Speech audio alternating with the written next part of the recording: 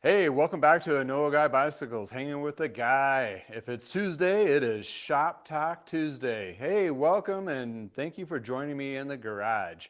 Today we're going to talk about, as you've seen in the headliners, the YouTube video I dropped on Sunday about our industry state of the state of 2025 and how is not the greatest going on right now. So we will dive into those topics and well, let's talk about a couple of the featured bikes I'm going to be working on this week and have worked on. So yeah, let's dive into this. Thank you for joining me here in the garage. All right, I hope everybody can hear me well and see me somewhat because I know this is on DS streaming, so I'm not making enough money to pony up to the 4K version of the live stream, but we will address that at some point, of course. And thank you for joining and jumping in. And if you're watching this on the replay, I better get my pencil and paper out. I'm going to do timestamps so you can kind of jump into those particular topic pieces that we're going to go over, which was be related to the video that I dropped on Sunday. And later on, watch that video. It's not too terribly long. It does bring some valid points, and there's a huge community comment feed that is actually really good. A lot of insights from a lot of different people from a lot of different parts of the world, which is great. Precision e-bike.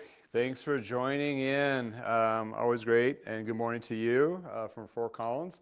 If you don't know where Fort Collins is in relation to where I am in Loveland, which is about 10 miles or so. So we're basically neighbors. And I had an interview with Precision e-bike in my video library. So check out the video or check out the interview I had at Josh's shop. And yeah, checking out all the cool stuff that he's been doing for the e-bike market. In any case, thank you for hanging out. Yeah, and again, if you're just joining us, I will put hopefully timestamps on the replay of this, so make it a little bit easier. And I believe I made this commercial free during live, but when you see it in replay, that's where I'm trying to make a little bit of AdSense money anyway. You know, we're all here to make a little bit, something on the side, but in any case, it's really just more informational at this point of a channel to try to just get the information out there about older bikes that I'm working on, how to work on some of the older stuff, how to use some of these older tools, as well as new stuff as well. In addition to, I do have a separate channel called This Old Bike, which is specifically just focusing on bike repairs and tools and so forth and topics that are 10 years and plus. Kind of like its own little, it needed to have its own place. So go there and check it out on your leisure time. It's called This Old Bike on the YouTube channel as well. Thanks again for joining us. I'm going to kind of jibber jabber a little bit until some people jump in. Tim, thank you for joining us on this Hot Topic Tuesday, Shop Talk Tuesday. Oh, yeah, you're in Oak Ridge, Tennessee. Nice. Hopefully you're not getting hammered by that storm that's coming in. I do have a weather segment of this particular show I'm going to bring about, which I did talk about briefly on, well, not briefly, that was part of the 3 parts of the content on Sunday's video. So we'll talk about that. And hopefully I can wrangle my wife, which is a meteorologist, not for meteors, but for climatology.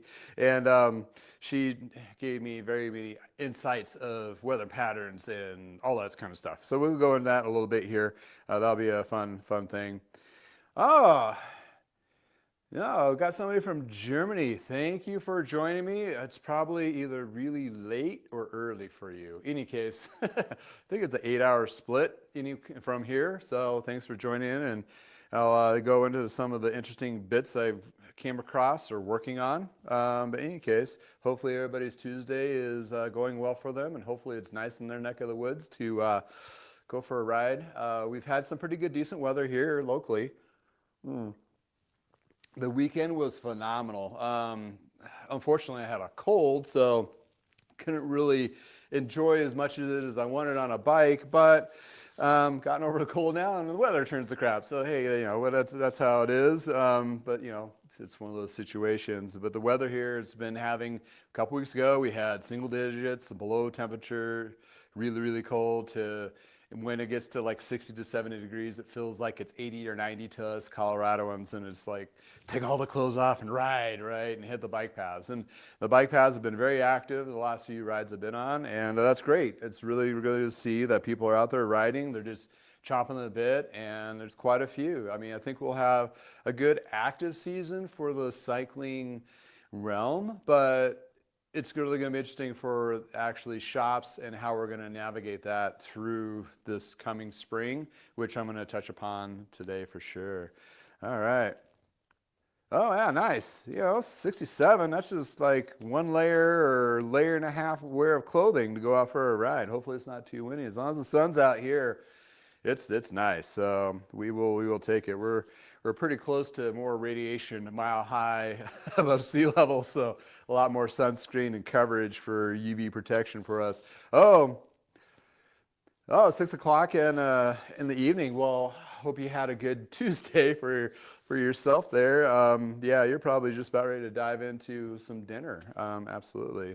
Hopefully you were able to get in a ride. I do follow a couple people in the Europe market on the Instagram to just watch videos and stuff, and I do see the winter riding there compared to ours. Well, I mean, we have pretty much in the United States a whole bunch of different seasonal areas. So extreme cold up north to extreme hot down south. So, but looking at more of the countries in Europe, it's kind of interesting to see because their climates are probably pretty. I mean, they obviously have variation within their size of the country, but it's more focused like colder weather. But it's great to see those individuals in this time of year, knowing that it's cold and can be brutal out there riding their bikes. It's just awesome. It's just, for me, it's a global thing. It's like everybody should get out riding and so forth.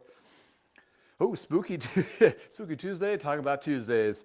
Yeah, thank you for joining us down in Pueblo. That's about 3 hours south of me, and usually, a good 5 or 10 degrees warmer. But yeah, hopefully you're not blowing away as we are here in the wind today. A little chilly walking to the daughter to the bus stop. So yeah, that being said, the garage door is closed, so I'm a little bit dimmer. I didn't do the adjustment on the camera properly before I started this, and I'm not going to do it now. So, and most of you guys usually just listen to my jibber jabber anyway in the background. So, but I do have a feature. I have this kind of a fun bike. We'll dive into that right now. I got, 3 or 4 bikes to talk about before we talk into the topic pieces. And let me find a piece of paper and a pen, and so I can do my stuff. So what is the life of a bike shop in beginning of March? I mean, you spent January and February trying to get ready for the season, review your services and your preseason orders and all that good stuff. And March in a lot of places kind of like the soft kickoff, soft start of the season for us. And that's when you kind of see where things may or may not go. And that's part of the topic pieces too. But for me, I'm just going to give you an insight of what I'm doing today on a Tuesday. I had a couple of eBay orders. I sell the same stuff on my website as in Facebook Marketplace and Bike List and Craigslist, and I list all those things from bike parts to frames to full bikes. So when you're looking at a piece, I sell something, I have to go online real quick and take them down on the other outlets. More fishing poles in the water to sell products, right? So got a crankset that's going out, and I got a rear derailleur going out. So for me lately, a lot of it's been smaller parts and periodically a frame. Full bikes have been a flat line. So it really is the small part sales, used, refurbished, cleaned up, and ready to go. Is what I've been kind of focusing on. So that's kind of helped me drive. I mean, it greased the wheels, let's put it that way. So with that, it definitely helps out. And then from that part of it, I do some wax chains that I sell online as well, if you've seen that. So I've gotten into the Connex. I haven't got a chance to feature Connex chains, but they're made out of Germany. German steel and precision, all that great stuff. Talking about German, thank you for, hey, if you're in the Connex plant next to you, that'd be great. Give me some insights. Awesome. But in any case, what's really cool about the Connex is they have the quick link, removable link. Well, they call theirs. Everybody has it's the Connex link. Well, that link you don't need. It's reusable, number one. So Shimano and Cerams don't advertise they're reusable. They like to buy more of them, and they have some liability worry of them failing. Well, the Connex are so backing of their links is it's reusable, number one, and number two, you don't need a tool to take them apart, which is great. I'm going to give you guys I'll give you a little bit closer. I seem a little bit far away. So with those iconic links being reusable, well, it's perfect and awesome for wax chains.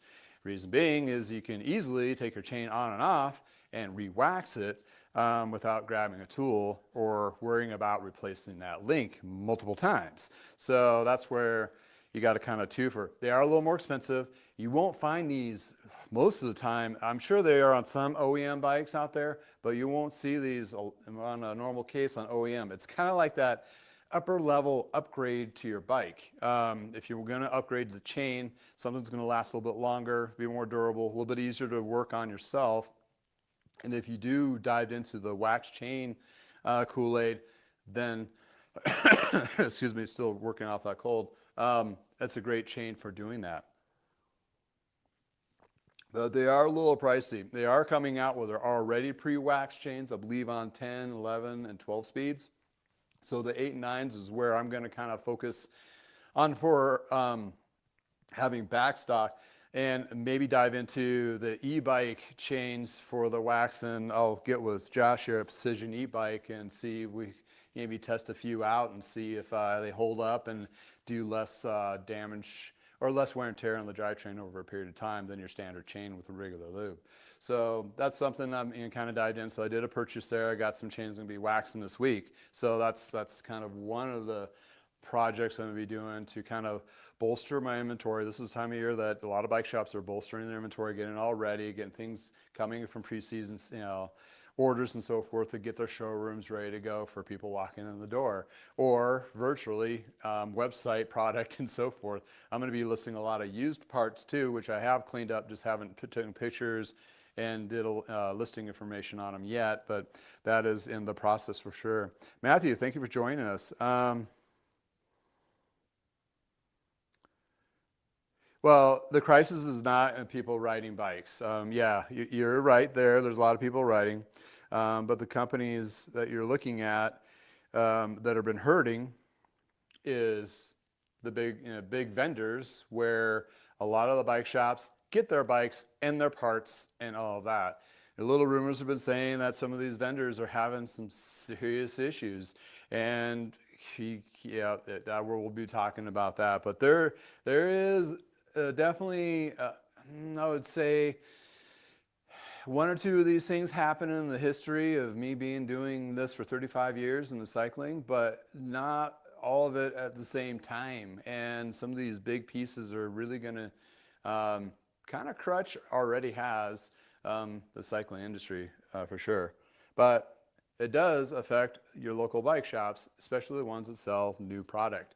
A lot of shops that focus on service and used and that kind of perspective, they've had basically record years last year. So there is a silver lining to this, which I stated in the video before, but not everywhere is having a great time, and infrastructure is being built, especially here in Colorado. But if things get really shaky and a lot of that funding gets pulled, well, you're not getting more bike paths, you're not getting more bike lanes. That's going to limit and restrict long-term cycling, ability to do that riding, where all of us that are into cycling really leverage or hope to, have those funds in place to do those kinds of things. So it's going to be a tricky bit, to be quite honest.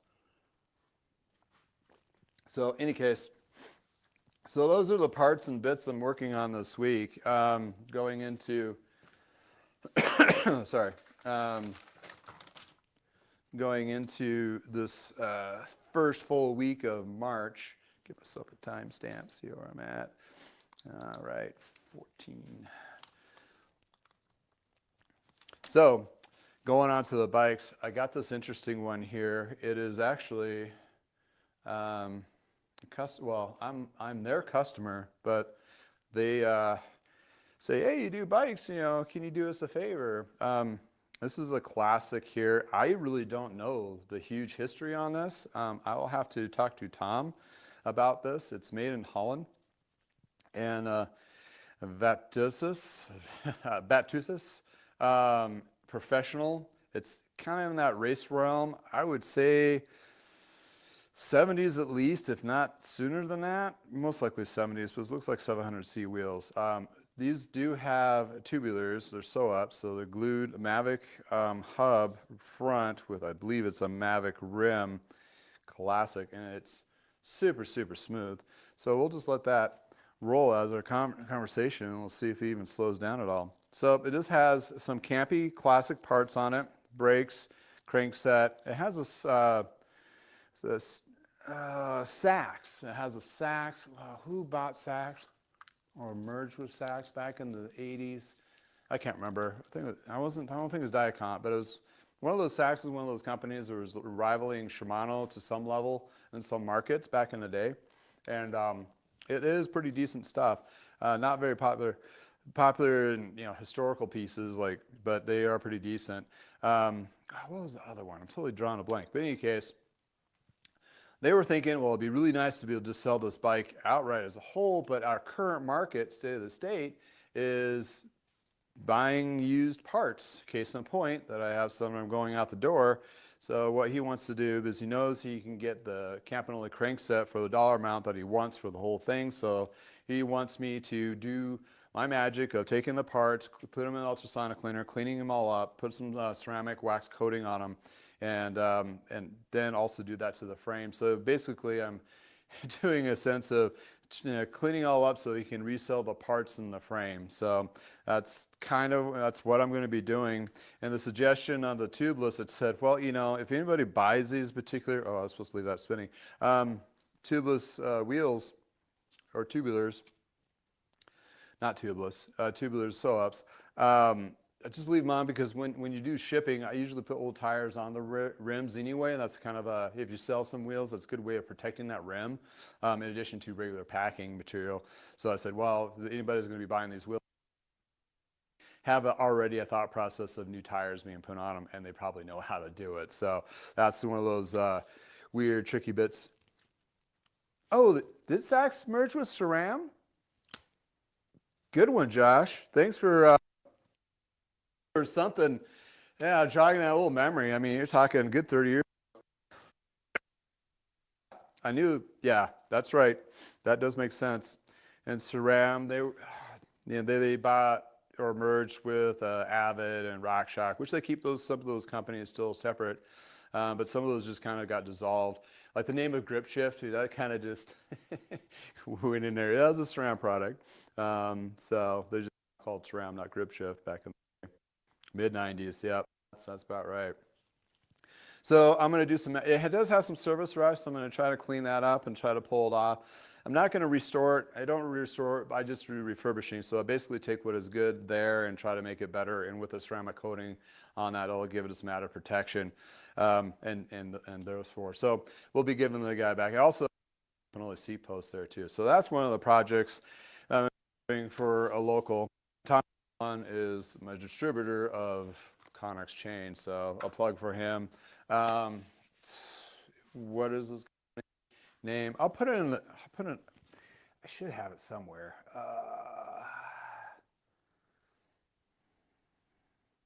All right, there it is. In the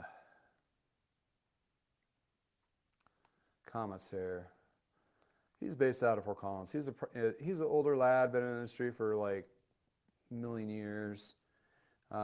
He's in the process of selling his company, but he's still running it, and he has chains and so forth. So if you're looking for just straight chains, you can check out his site and purchase for him directly. So yeah, he's been in business. John Bradley is the one that introduced me to him. He used to, during this, everything's small circles when you're looking at reps and companies and so forth over the years. So he provided that, and then I'm going to be working on his bike here. He has a stable of other bikes, but in a sense, like I had a video of taking parts and selling parts and parting out bikes and that kind of thing as a business in itself. There's a lot of shops. There's a few shops out there you'll find on eBay specifically. Sorry, that do primarily all of that, and I did it for a while. I used to do that back in the early 2000s before I got the corporate job or corporate chain job. And it was fruitful then to some level, and these people, they have like tens of thousands of parts, and it's all about a number games for them. But in any case, um, the Sacre from Saks history. Oh, okay. You have to look that up for sure. Um, anyway, so that's the interesting. It does have a little bit of mix on here because I think the crank and the brakes and the shifters are camping, I believe, were original. But it has a front derailleur, which is Ultegra 600, which is now I'm sorry, Shimano 600, which now is used to be a tricolor, which they had three colors on there, which dates it to be early 90s, and that turned into Ultegra down the line, and it has a Saks derailleur. So the drivetrain got little upped, but it is your standard 1-inch quill. It probably has Italian threading. I'll have to check that. But in any case, that's what we're looking at this guy. A little side job on this is my neighbor's bike. She has a Specialized Ruby.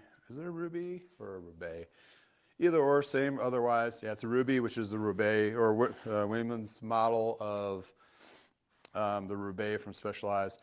This is her backup trainer bike. Just need to re-wax it. I'm putting on a new chain that's waxed and double checking the cassette. But for her, I'm going to double check everything because she's going to be taking it on to a good long trip, that kind of thing. And it's, nice carbon with a little shock seat post thing, which the rivaling this now is that red shift, which is on that gold bike behind me there. I'll have a video kind of featuring those parts that I put on the bike coming up here soon in the next week or two. But this is your full carbon with Niagara, which is, pretty decent stuff. But she has a plethora of other bikes, a gravel bike and another road bike as a backup, or her primary road is Canada, I think, and the gravel is another bike. I don't know. In any case, she has quite a few. She rolls them over periodically. Every time my garage is open, she's popping in and go, hey, can you work on this? Which is great, which is fine. All that kinds of thing. The big project that I got in over the weekend, this is pretty fun, is this Focus. This Focus was a pretty big job.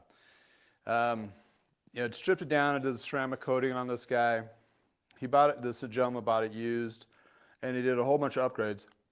And the upgrades we're talking about is a new chain ring, which is a little bit lighter, bigger, a wider range cassette. I need to do new housing for the hydraulic brakes. And went ahead and did a new brake pads there as well. Double check the wheels. The rear derailleur, he put on a longer cage to accommodate that bigger cassette, which he didn't get the spring in there just right, so we had to redo that, which turned out to be fine. And he did that ratio conversion from 11-speed to 12-speed for the SRAM road shifters, gravel shifters. So we had to take that part and put it back together. So, as I'm talking about now, it sounds like it's not a lot, but my goodness, it took forever. Lacing, internal routing, that kind of thing. It took my time because that's kind of my role now. New handlebars and stem, but I took the headset apart, cleaned it all up, put it back together with grease, the bottom bracket inspected, and readjust. So there are some things we did definitely take a look at, and to make sure it's all fine-tuned. This individual got into riding big time, and this is where bike shops love those particular customers that found like COVID, during COVID they've found cycling again, right? Like a lot of us, like outdoor activities, and they're like, oh, biking is fun. And he's one of those, him and his wife, they were into spin classes, and that's where maybe is a great place to kind of advertise into those spin classes. Excuse me. Because some of those people never, they've ridden bikes, but they haven't ridden bikes or don't have new bikes. They got into the last spring. I swear his wife has bought at least 3 bikes over the summer, 1 brand new and 2 used, and I've worked on the 2 used ones twice. He bought, I think that is 5th bike, all used. Well, the first one was a brand new Poseidon, which I have a video on in my library of going through it, a gravel bike with a straight bar. Then he got into it. Then he was like, oh, I want a regular gravel bike. And then a road bike because, gravel bikes are not fast on bike paths. And so he just, I think then he swapped out his other Trek that I have a video on that I did to this Focus, which is, I believe, a little bit nicer. Story on the bike is supposedly came from the race circuit in Europe, one of the major teams over there. So could have been a former race bike or a backup bike. So when you're buying, if you're a consumer, if you're buying those race bikes, buyer beware. Sometimes it could be like if it's from a team and it's one of their backup bikes and never got really used, it could be a awesome buy, or it could be one that was not from like a big team, just an individual racer where that's their primary bike and they burn through it and they're just dumping it to get their next bike for the next season. So that's what you can get, as in great or not so great from teams. So be a little more cautionary tale on that, because a lot of the pro style or higher level racers, some can work on their bikes and some don't have they don't have team mechanics. They're not that big yet, and they do put a lot of hurt on their bikes. A reason why I know this is when I worked in Ann Arbor, Wheels in Motion. Nothing against Wheels in Motion, they're a great shop. They're still there in Ann Arbor, Michigan, and a couple of locations in Michigan. They had so many teams related to them, from the local Ann Arbor club to some pro or semi-pro riders, and we worked on a lot of their bikes, and some of them are really rough, let's just say. And the conditions are kind of harsh too. When I say winter riding, that's where a lot of salt in the road and really damaging the bikes and so forth there. But that's where you get a plethora of cyclists that do know how to work on the bike, and some just ride the heck out of it and put it away so it starts rusting. So that's where you get a lot of those things. But in any case, if you're looking for used, the golden ones are the ones that got bought, ridden for maybe 4 times and got put in the garage and sat there. Those are the gold nuggets out there that everyone is trying to find, because it takes minimal left to get them going. They're perfectly fine to still ride, and they can still give you years and years upon years of excellent experiences of riding and that kind of thing. So there we go. That's what I'm working on. Shipping some parts, waxing some chains, getting them listed, taking care of our buddy Tom here, taking care of my neighbor Chris, and then Calvin's bike is about ready to go out the door today, so he's going on a trip down to Texas or something like that. So in any case, we got some action going on for for the first week of March, and people have been asking, you've been busy? And I'm like, for the smaller pace or lower pace for me, I'm pretty consistent because I'm not doing high volume. So when you look at that perspective, it doesn't take much to keep me busy, and I keep myself pretty busy as well. So that's a lot of talk there. Sorry, man, I got this tickle. I'm sucking a cough drop. I don't hit the mute button fast enough. But in any case, but yeah. Next week, I still have 5 or 6 bikes of my own that I need to go through, clean up, and get ready to list. Like I mentioned before, I have a ton of parts I need to clean up and go through. I got a box of shoes. I'm like, I don't know, $10, $5, just to make them go away. Trainers, like every bike shop has some, old trainers that are new that are trying to dump right now because, that window's already over, because nobody buys trainers after Thanksgiving or after Christmas. Indoor trainers, that is, unless it's, smart ones, and I have dumb ones. So got that. I got a treadmill from the basement that we're cleaning out of the basement. I didn't clean up and just put it on Craigslist to make it go away. But yeah, when you're talking about shops and corners, you saw me do the refurbish of my little studio shop corner. If you're a shop owner, you want to look at your corners too. This is one of those district supervisors' insights that I learned, oddly enough, from it was somebody from Performance Cycle, when I worked for them for like a hot second, 3-4 months. And they said he walks in, and when he does reviews of the stores, he always looks at the corners. And well, if you review your corners, like, okay, this is a little hot mess, needs to be cleaned up. And every bike shop has that one corner that you're like, it is just a massive, it's where everything gets pulled and pushed. Well, that's mine right there. So pile of parts, bikes I need to work on. I'd been doing some reshuffling of space, move some space, shelves over and that kind of thing. Try to make it more efficient for me to do stuff because I'm a one-man band. So when you're a sole bike shop boss employee, you got to be as efficient as possible, and you want to set yourself up for best success when you get in those busy times. So March is not the busiest numbers for a lot of shops, or the beginning of the season, depending where you're at, northern or southern hemisphere. At the beginning of the season, you got that month, unless you're a shop that does a crossover from winter sports to summer, where when we did skis and snowboard rentals back in Parker Bikes, and yeah, I owe you a shot, Tim, if you're still listening, because he teases me about saying Parker Bikes too many times. Oh, that's 2 times. Back in the day, to offset our winters, this is before internet and anything in the 90s, right? So you're trying to generate any kind of business in the wintertime. So we rented skis and snowboards and got affiliated with local schools, and we did club discounts and all that. So we were really busy for a while until a major competitions, Breeze Ski Rental moved in, and also Sports Authority. Oh no, Gart Sports moved in the area, which basically killed that for us. But in any case, a lot of shops would have that winter offset, and sometimes like in the fall there's a bigger gap, and that's the only opportunity time they can really restructure everything, because when you have that overlap from nice days on the weekends in the spring, and yet you're still renting skis and snowboards for those clubs. So March and April were crushing for us, because you're trying to do bike tune-ups and then tuning up skis and renting snowboards all at the same damn time.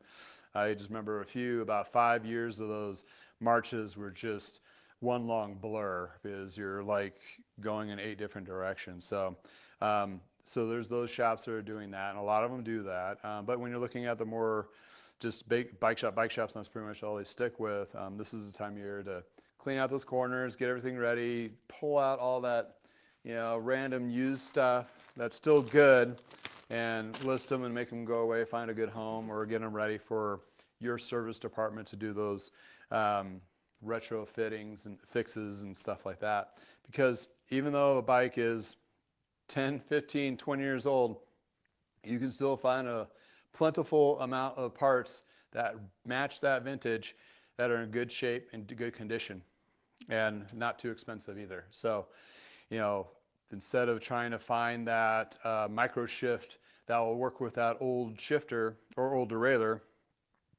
maybe you can take a look on eBay and see if you can find, the matching shifter set, that kind of thing, and to go with them.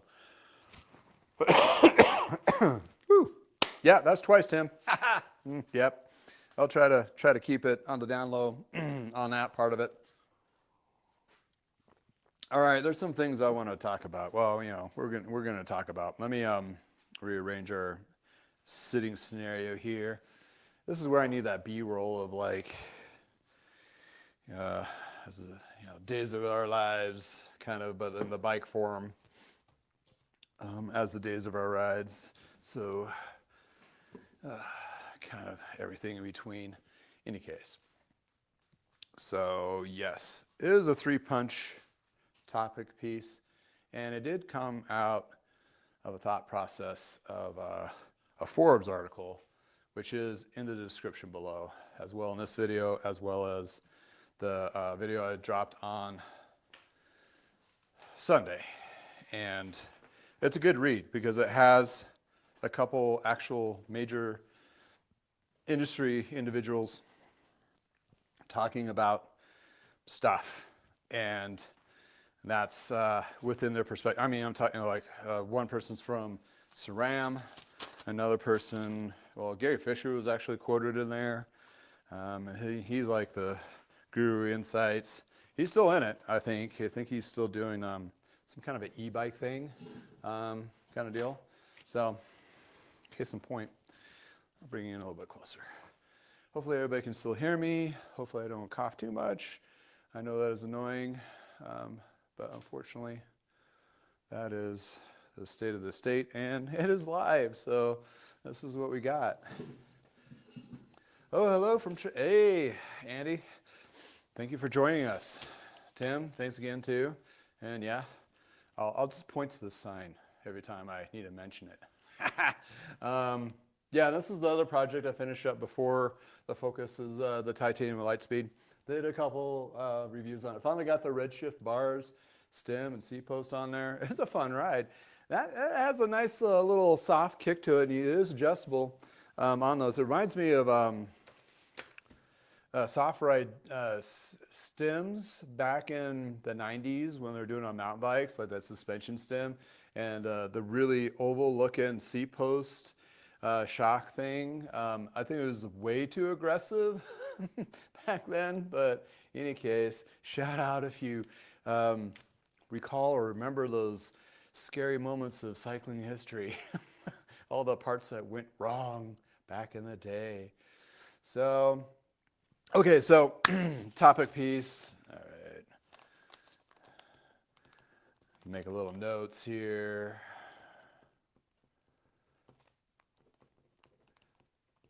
So the video that I had, there was three main perspectives, and this is kind of coincides with the idea from the article from Forbes, which you can, again, read at another time. So it was very interesting to kind of read that from a source that is not bicycle retailer, which is a great source, which also compounded in the article that there's not a lot of industry news that is being captured. I mean, you got like Velo News and Bicycle Magazine and all those, and they'll put in some there, but it's more on the actual riding experience and bikes and reviews and all that kind of thing. Where when they get a bike, they do a review, they leverage that company to do ad rev. It's kind of like, are they really giving a true interview, that kind of thing. You got to question all that anyway. But at the end of the day, there's really nothing that's a lot of or in-depth interviewing source. And a lot of the bicycle companies and manufacturers are very quiet and they don't like to share. And some of them are not, they don't post their numbers. Like Shimano, like I mentioned, and also you'll see that in bicycle retail, they will post their ups and downs of the actually for their stock shareholders and so forth. Those particular companies report their revenue gains and losses and all that, where it gives you kind of a snapshot. Well, good thing with Shimano, in a sense, that since you can see that, they put a lot of componentry on a lot of bikes in the industry. Therefore, their forecasting of who's ordering from them, Trek and Specialized and any other brand, those orders will kind of dictate what's going to be the season from their purchasing or pre-orders. So when you look at that, it gives you kind of a little the snapshots kind of going into the season. There is no crystal ball, and this is all my opinion piece in the sense of my perspective of being in the industry for 35 years. That's, it's really kind of hard to get really any clear knowledge of what some of these companies are, how they're doing. And you all of a sudden, they're belly up, or all of a sudden they're buying stores. So it's not a full transparency, and they don't like working with each other whatsoever. It's a very aggressive market. They may play nice, but they're not sharing anything, that's for sure.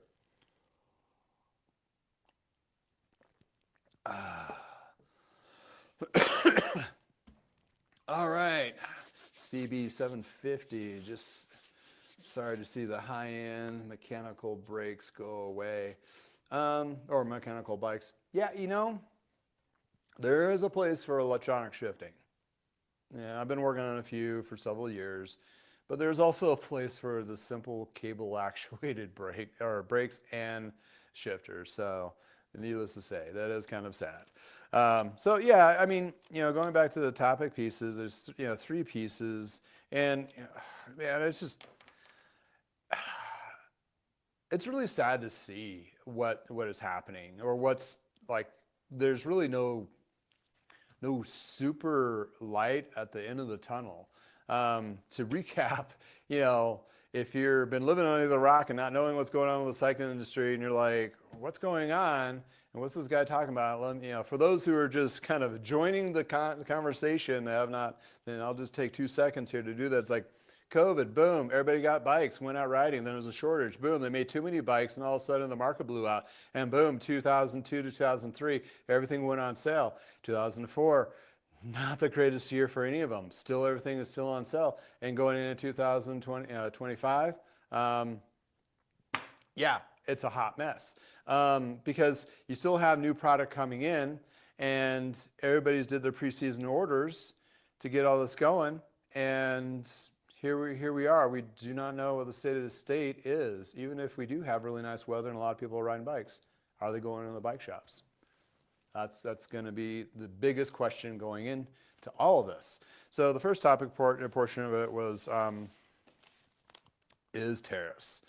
And there's a lot of videos out there that are about tariffs, and it's very complicated, and it's very different levels of it. They've always been there. It's nothing new, and they all have different leveraging pieces and so forth. I'm not going to go into that. I'm just going to tell you, it's just unnerving to see how much it's going into effect. And today is Tuesday. Watching on the replay, the tariffs in the United States are being applied to Mexico and Canada. What is that all going to shake out? It just sounds like it's tit for tat. But the thing is we get a lot of stuff from Canada that helps the auto industry and various other things as well. And Mexico provides bike parts and stuff too to do pre-assembly or assembly in the United States. So this is going to hurt everything on the bottom line. It brings up the prices. And in addition to China got hit with additional 25%, I believe, tariff increase on top of already the tariff that was imposed. Well, to keep this, more simplified in the bike shop perspective, and how I see it is, especially a lot of products that are being made in China, which still Trek and Specialized and some of those have some stuff, not their bikes and so forth, but they may have some stuff, and a lot of other vendors make stuff in China that come over. Those are going to drastically go up. And when you're looking at other brands like Pon Holdings, where they own Schwinn and Mongoose, used to have GT, those particular ones are still made in China. Therefore, those prices are going to go up substantially. Where are those bikes going into? Walmart, Target, Sports Academy, Big Five Sporting Goods, where I used to work at, and maybe Dick's Sporting Goods. So when you're looking at that surgent of China-made pricing, you're really just hurting the middle income to low income households, because that's where they go to get bikes, because they're afraid to go into the regular bike shops because it seems to be way too expensive for them. And they are really not educated to the point, nothing against them at all. Sorry, so sorry. That there's nothing really against them at all. They're just your common consumer looking for a bike for their kid or themselves to go ride and have a leisure ride. They've never got into the whole cycling world as you and I and everybody else is in the chat has seen, right? So those tariffs are directly going to affect that product line, which actually brings up the prices on everything else, including everything else that Walmart and Kmart, or not Kmart, sorry, Target, and various other companies are having products coming over from China. It just really kind of cuts them at the knees there. And so with the combination of, price of eggs and everything else, just your general necessities, going into the spring when you're looking for that new bike for your kiddo, they're going to be a little bit more. Or the companies are going to absorb that for the short term. Who knows what's going to say? I have seen some prices go up on certain particular models in that particular field. So that's not, it's not the greatest. And, oh yeah, you're talking about the e-bike industry from China. Oh, 45% tariffs plus local taxes. It's like 53%. And oh yeah, when you're looking at, thanks Josh from Precision e-bike to chime in. Yeah, he's in the e-bike realm, so he sees it front hand, and it's rough. It's like a head shaker, big time. Pat, thank you for joining from Minnesota. Hopefully it's warming up a little bit in your neck of the woods, for sure. Bicycle shop. I believe it's a myth. The bicycling and cycling is a myth. I feel otherwise. And yeah, the good, true, independent bike shops that have been around for a long time, some are big. I mean, Wheat Ridge was one of those. Although it's been sold. It has new owners now. But in any case, they're still keeping the same same thing's going. I think they're going to do okay if they embrace certain aspects of change of business. Service is one, possibly used is another.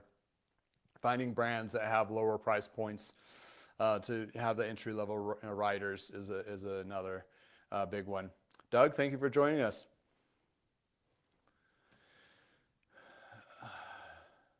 Oh, yeah, Chinese cars on the roads. Well, I don't think we have very much of those anyway. But in any case, I mean, you know, there's like a lot of controversy about China specifically for years, and then you're adding tariffs to it. But where it really hits your local markets, it really makes it a lot more expensive for people just to get into riding. So there's going to have to be a way to navigate all that as a bike shop, especially at my level. Which one is used bikes providing us, because we have honestly a huge surplus of used inventory sitting there on Facebook Marketplace and Craigslist and eBay. So that's something you could definitely go into. Oh, Leo, thank you for chiming in. Appreciate it. I try my best and try to be honest and so forth. We'll get into that. I got some comments I want to, kind of go over from this last video. Are very intriguing. It's one of the high volume of comments, which is, pretty good, insightful. A lot of the people that watch this stuff are treating it as a community, and they like to add to it. Hands are starting to get sweaty. It's that time of year. Can't wear these for too long. So yeah, I mean, don't want to harp on it for too long, but the thing is, I just want to be very clear that the majority of us Americans, and you're watching this from other side, looking in, it's like, well, a good about half of us didn't vote for this. And the half that didn't realize it was going to be this way. So a good portion of us are shaking our head every 15 minutes while we're watching the news cycle flash a news story about something else, which is just baffling, crazy. And how that's going to affect the cycling industry, we do not know. There's no roadmap or a scenario like this specifically, what we're faced into for the season. Especially coming off of a big boom and a big collapse of the upper end cycling market, for sure. So I do apologize. Not saying I voted for or against or saying neutral, but I do apologize that if it looks like Americans as individuals are monsters, we're not.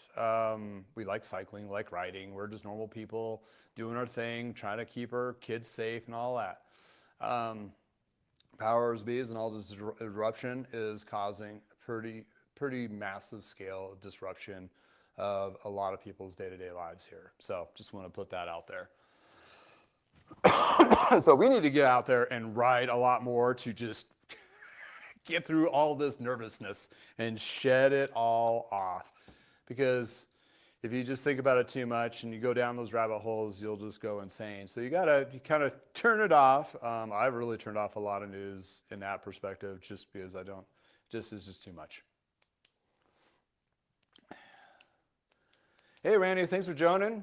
You're never too late, right? You're fashionably late. We're just talking about the topic pieces now. Just to recap, thank you for joining us at Shop Talk Tuesday in my garage and my garage shop. And yes, if you're catching us on the replay, I'll try to put timestamps in for the topic headliners that we're going to be talking about. Got quite a few, following off of a pretty decent sized video that launched for me anyway, for my scale. And it's a pretty interesting topic for a lot of us. And going back to why I started this is, looking at that Forbes article, the industry really weighs in on a lot of the numbers through March to kind of dictate or figure out what they're going to do for the rest of the season. So March is a very pivotal time for a lot of these companies to kind of make make future like set things in place, because they have all these levers and they need to know how far of the oh crap levers they need to go to try to sustain or not go under. So March is, that's why this video is, or this time to make topic is really timely. And we're right there. We're at the doorstep of the season and about ready to dive into the pool and go for it, when we do not know how hot or cold the waters are right now. So it doesn't seem look good. I mean, like, it's choppy and I see whitecaps. I mean, I'm just like, ooh, this might be a rough day or a rough month or a rough year. Coming off of also not the stellar or happy, glory days of cycling, as you will, back then. Pat, riding my bike is a happy place. Yes, it is. If we all just rode a little bit more or got a little more exercise, we might be a little bit nicer to everybody. So let's put it that way. It is for me, for sure. Not that I'm a mean prick or anything like that. I always try to put positive spin on everything, but it really does help my functionality and my stress level and my agitation of being a dad lowers quite substantially when I go ride more. So, and also you're healthier and sleep better at night and all those things, but in case. But yeah, so pivotal point going into March, we're faced with already current tariffs, hitting more tariffs. The last bit I want to talk about tariffs is bicycle retailer has a article that tariffs are going to be proposed to hit in April. And what was interesting read on that one, see if I can pull it up here so you guys can take a little quick screen share. Yeah, that one. So the article basically reads, there are going to be other tariffs other than the China one. They were talking about other countries like Vietnam and some other ones. Well, in Vietnam, when they throws that out there, it's like, oh, they already have pretty low tariffs, but they're going to be adding that with a few other countries. It's kind of like we do not know how far the rabbit hole goes on this. So that being said, we're in a scenario where we don't know. So, for example, Trek started moving some of their production over, and I think it states in that article too, over to Cambodia. And Cambodia is becoming a new bicycle making mecca. And they were doing that because, well, one fear is China invading Taiwan. I mean, so yeah, you might want to spread your purchasing from different places, just in case something gets disrupted in the market and then you don't have bikes coming. So if those other countries start seeing tariffs, right now, Specialized and Trek and Giant, except for Giant product being made in China, is not being affected so much by tariffs. But will they? That's the thing there. And when you're talking about a Trek bike that on average between 1,500 to 2,500 has another increase of 10 to 15% to the bottom line, that is not good.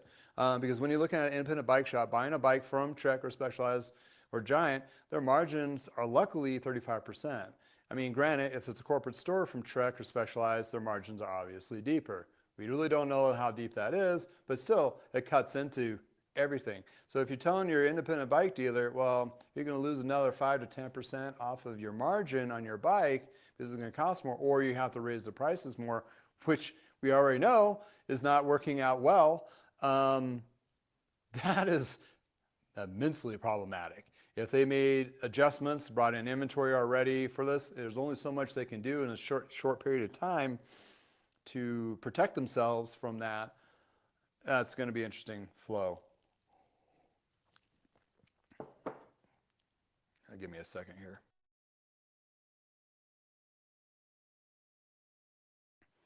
All right, sorry, I had a tickle go on, and putting our industry in perspective, the bike industry, it's worth around $9 billion in the U.S. and the fishing industry is over $323 billion. So yeah, that's a great point to bicycle shop, because bicycle industry is not that big compared to, like in your case in point, fishing. Well, that's still affected too. Anything that's anybody wants to go do something that's not food, clothing, and shelter, you know, your three basic needs by some philosopher back in the day.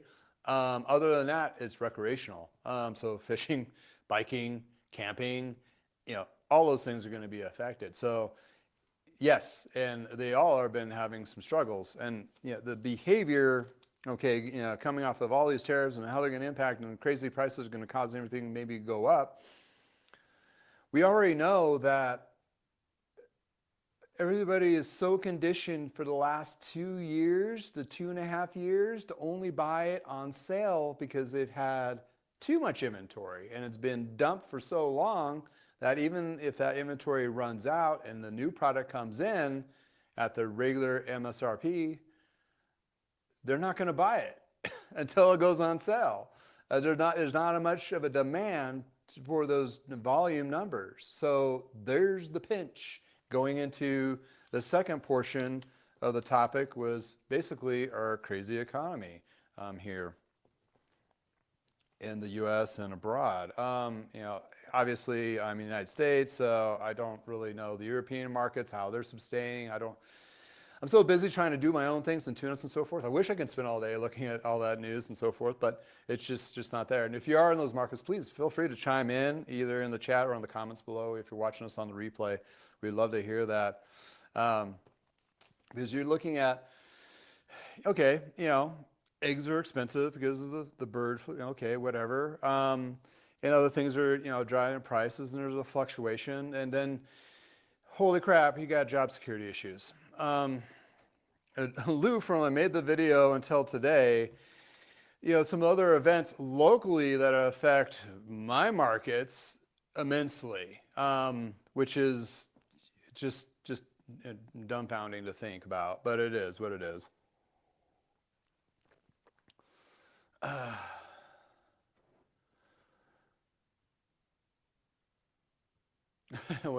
Some of those guys at your shop, yeah. Yeah. Any case, thanks for chiming in though to Bicycle Shop. I appreciate it, obviously. So yeah, economy of state. Okay, I mentioned this before when you know you're laying off or cutting a lot of company. Okay, let's back up. The only time I really saw this before is when I was working at Big Fast Sporting Goods in 2007 with the bubble of our real estate collapse, right? So with that being said, I was working at Big Fast Sporting Goods. I was a store manager, and our sales dropped to freaking nothing here in Fort Collins, Colorado. A couple of the plants basically just laid everybody off and closed. Not all of them, but a substantial amount, and everybody got nervous. Not necessarily they still had jobs, but they got nervous. And that's the thing. They got nervous that nobody was coming in buying shoes, baseball bats, wrestling shoes, whatever. And my supervisor, my regional supervisor and district supervisor rolling out of the blue. Not saying anything, came right in, walking.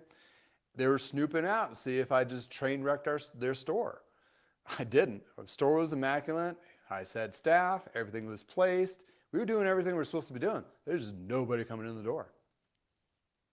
Okay, so that's a prime example of that.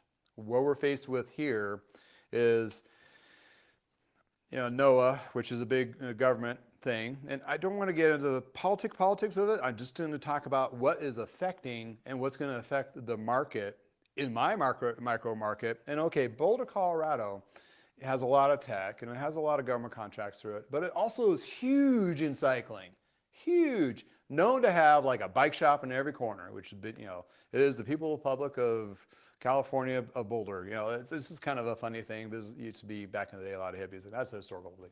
But, you know, Mork and Mindy from, you know, the 70s show, you know, based in Boulder. I don't know if they shot it there, but in any case, I diverged. Try to make it a little funny there. So 800 employees were let go from NOAA. 800 employees you would assume are on average making six-figure incomes. You're looking at $80 million being deficited in the Boulder County area. Okay, let's sit on that for a second. So a lot of those people that are in those particular positions do a lot of cycling and outdoor activities. Colorado is just oozes outdoorness. We fish, we camp, we cycle, we hike, we do everything outdoors. It's just one of those states that outdoor activities is huge. And Boulder is one of those epicenters in our state, amongst others, that are just all of this. Well, if you take that much money being spent from everything from cycling shoes to bike helmets to whatever, you have yourself a huge deficit. And that makes everybody else that still has a job nervous. Case in point, 2007, the collapse of our real estate. Nobody's gonna be coming indoors. It happened for like 2 or 3 months of my sales were softened. It didn't recover that year. Let's just put it that way. Just on that perspective of it. We're not talking about tariffs and everything else that's going to cost us more or harder to find or whatever. Just that perspective there, when you disrupt a market of that scale, it's going to be rough. So I have customers come up from Boulder, which also are related to the Fort Collins market. So it's the whole Front Range area of Colorado is going to be affected. It's just going to have. It's just sad. It's crazy. And I'm sure you probably saw some of the protests and that kind of thing on the news, maybe. But it's just, it's Mad Max mode. Let's go. It's just, you can't not see it or say anything about it. And it's, you can blame the cycling industry, like doing it to themselves. There's a lot of few of those comments on there. Sure, some level. Yeah, I get that. Some people have some bones to pick with that. Sure, especially if they're in the industry and they know how they get dealt with by these. It's two-faced. I mean, straight honest. Oh, we'll give you the greatest deal here. Oh, well, those are not selling. Well, we'll try to help you with extending your dating back invoices, but then they have direct to consumer now, and they're going to undercut your prices and not give you any kind of a rebate or help you out there. Because you bought the product for pre-season, you got it in your stores right now, and if they don't have a decent season in the Trek stores and Specialized stores and the Pond Mike's Bike stores, and they decide they still have too much inventory and they need to dump the prices on it, well, guess what? If you're a dealer of their product, you're going to be stuck with the higher prices, killing your margins, which is less than what they have, and they're going to basically give it to you. That happened last year.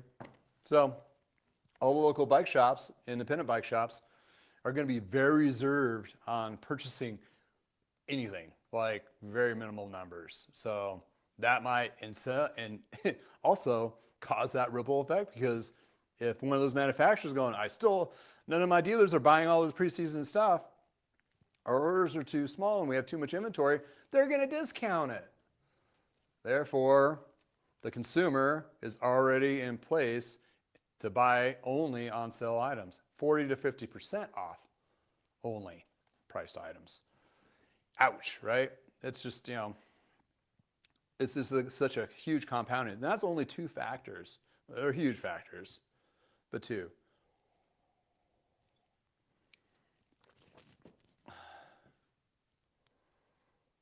Hi, Scott. Thanks for joining me. Check your phone or turn the volume up. I think everybody can hear me, or they would already be complaining. Oh, excuse me. Sorry. I apologize. I remember how busy it was. Yeah, I don't think we're going to have a boom from this. Painfully enough. Yeah, and the companies are laying people off. They're not going to be hiring. And then this is going to have a huge problem there. Basically, the end of the story, or part of the story, as I'm just only halfway into it, is they're nervous. Everybody's nervous. I'm nervous, and I'm still nervous. And even though I've been busy, thank goodness for all you customers who've been taking care of me. That and I've been trying to do everything can bit over backwards to take care of them. But it's just unnerving and scary, needless to say. In any case, Scott, I'm glad you got the mic back on. Thanks for joining us, Scott.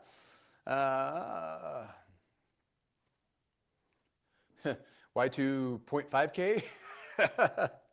Oh boy. Only if we had a computer system to blame this all on. Not case in point. It's just one of those things where when you look at this, the economical landscape, even not too far long ago, I mean, 2007, we had that, and you know, bike shops are slow and all that, and people are still going to ride bikes because they mentally need to get out there. What are they going to be buying new? Probably not much at all. If they do, it's going to be lower end. It's going to be replacement parts to service the bikes to keep going, or buying used bikes to boot, because there's a huge inventory of used at our price point nicely. I mean, you can get a titanium bike for under 1,000, 800. I've seen several light speeds and various other brands. I mean, just in case in point, they're bringing down full carbon bikes for like $300. Not in too bad shape. Maybe a little bit of work we need to put into them. So needless to say that, everybody's nervousness is gonna, they're not gonna shoot the lock off their wallets because there's no security. And therefore, it's gonna make the whole cycling industry even more nervous. And when you're looking at the Trek stores and the Specialized stores and the Mike bikes owned by Pond stores, where they don't do a lot of used, but they do service, they're going to really try to leverage service as much as they can. But they can't beat the rest of us independent bike dealers that have been doing service, and that's a good chunk of our business because we really cater to that. We have the right staff, we have the right turnaround time or product mix, or you have your 2 or 3 legendary mechanics that people they're kind of like rock stars in a micro level, that kind of thing. They're the ones that are going to be really leveraging it, and actually stores last year have made it work. This year it may not be as good, but they're still going to turn a profit and still keep the lights on. But when you look at the Trek and Specialized and Pond stores, the corporate, or even Dick's and REI, they're going to be struggling a little because they are affected by the tariffs, and they really are affected and have been by the economy. And now this, crazy.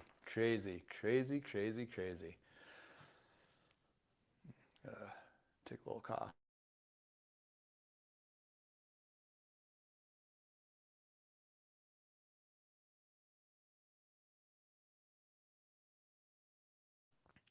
Two bicycle shop. You're the man, garage shop. One man garage shop. Slow down there. Yeah.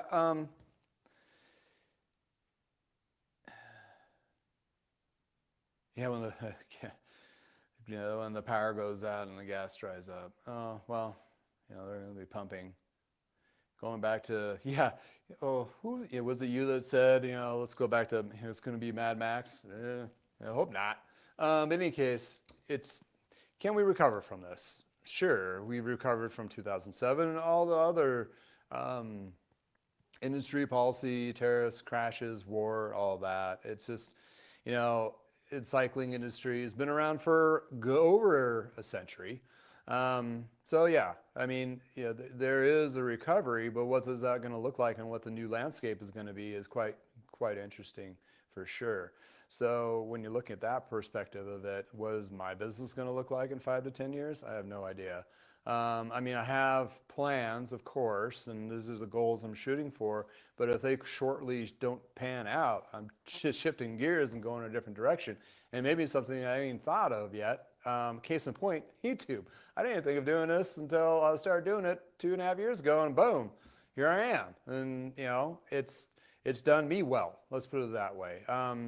Through directly money from YouTube itself, the AdSense, not as much, but I've gotten a lot of customers and a lot of customers from it for doing service. So yes, it did really work out really well for me. It's a heavy lift though. So when you look at a lot of shops trying to leverage to navigate through all of this, is going to be interesting. Needless to say, very interesting. So the third part of this whole thing, and you remember when I was talking about, if you just joined us, thank you for joining me. It's Shop Talk Tuesday, talking about the industry. First, we talked about tariffs, then we're talking about the economy. But first, before that, we talked about bikes. But March is a very pivotal month for a lot of industry in the cycling in the States and Northern Hemisphere, where that will kind of set the tone for the rest of the season. So being March is very volatile for, yeah, you guessed it, weather. Like all us old individuals, especially old dudes, like to talk about weather. Weather or not weather. Storm, snow, all that. Okay, so back in the 90s, okay, Tim, I'm going to have to give you a third one. Back in Parker Bikes days, before we did skis and snowboards to offset this, the weather was a blessing and a demon at the same time during March and April.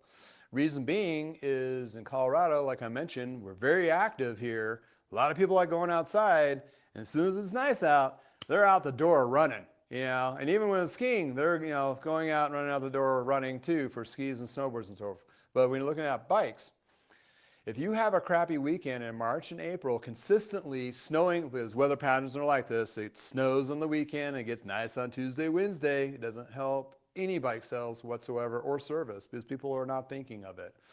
Same thing goes in the fall when the first time it snows, everybody puts their bikes away and they pull out all their ski stuff. Even though ski is not ready to, none of the ski slopes are open for another month and a half, but it just kind of shuts and kills the momentum.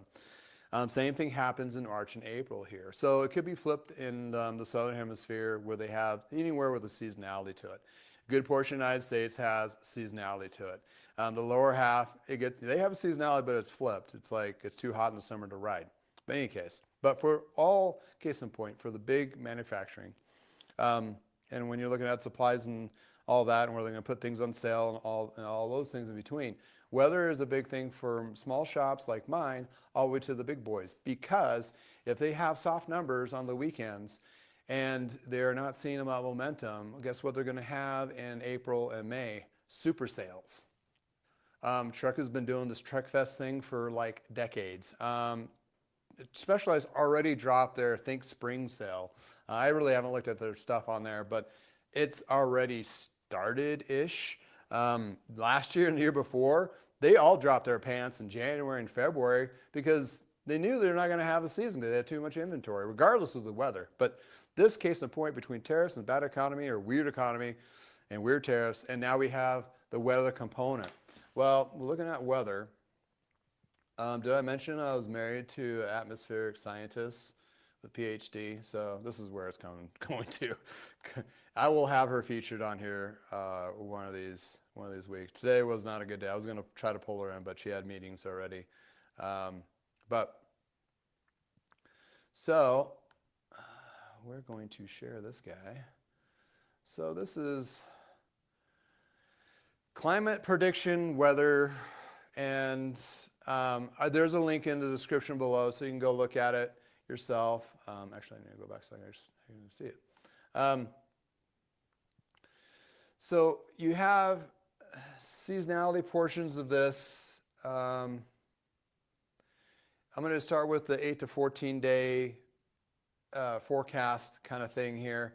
And these are pretty close. And again, this is coming from NOAA, where I just mentioned that we lost 800 jobs locally here that are one of many agencies that work on this. So, these can be like, it's kind of things like, oh, I got all these weather apps.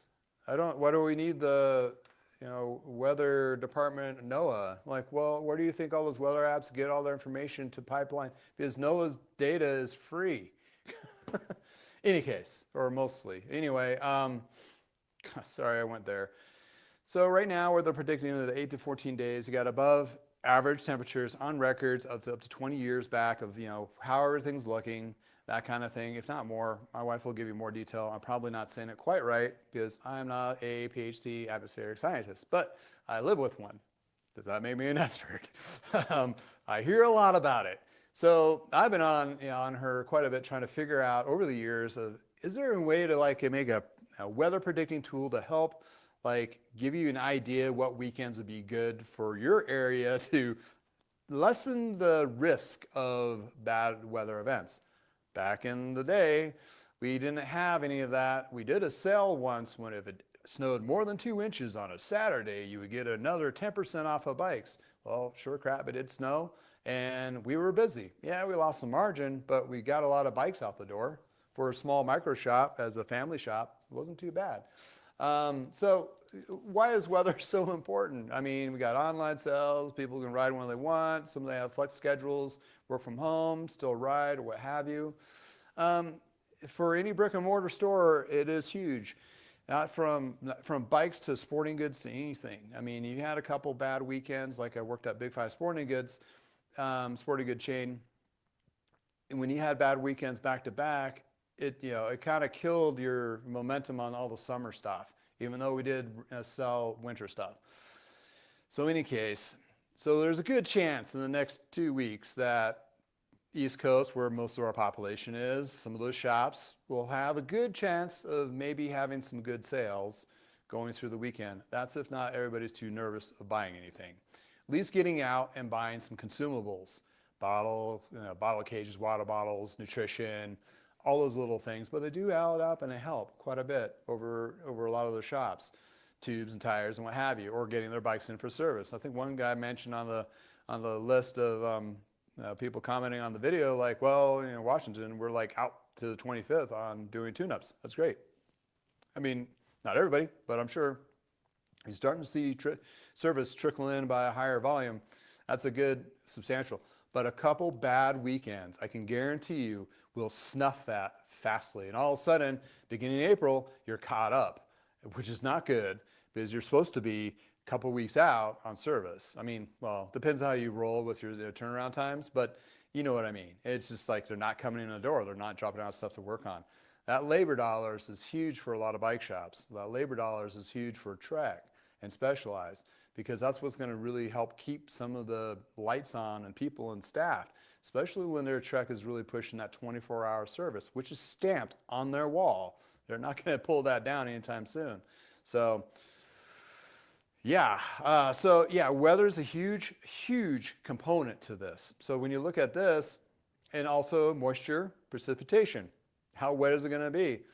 Well, California looks like it's going to get a little more extra rain, possibly in the next 14 days, which is also going to prevent people from doing some riding and going into the shops and so forth, and a little bit in the mid. So, that's your 8 to 14 day there. Then you can go further out. And when you look at the 3 to 4 week outlook, it's kind of, little above averages. Okay, you're probably saying it's like, well, I can never predict anything. It's like, well, I'm just talking about averages, right?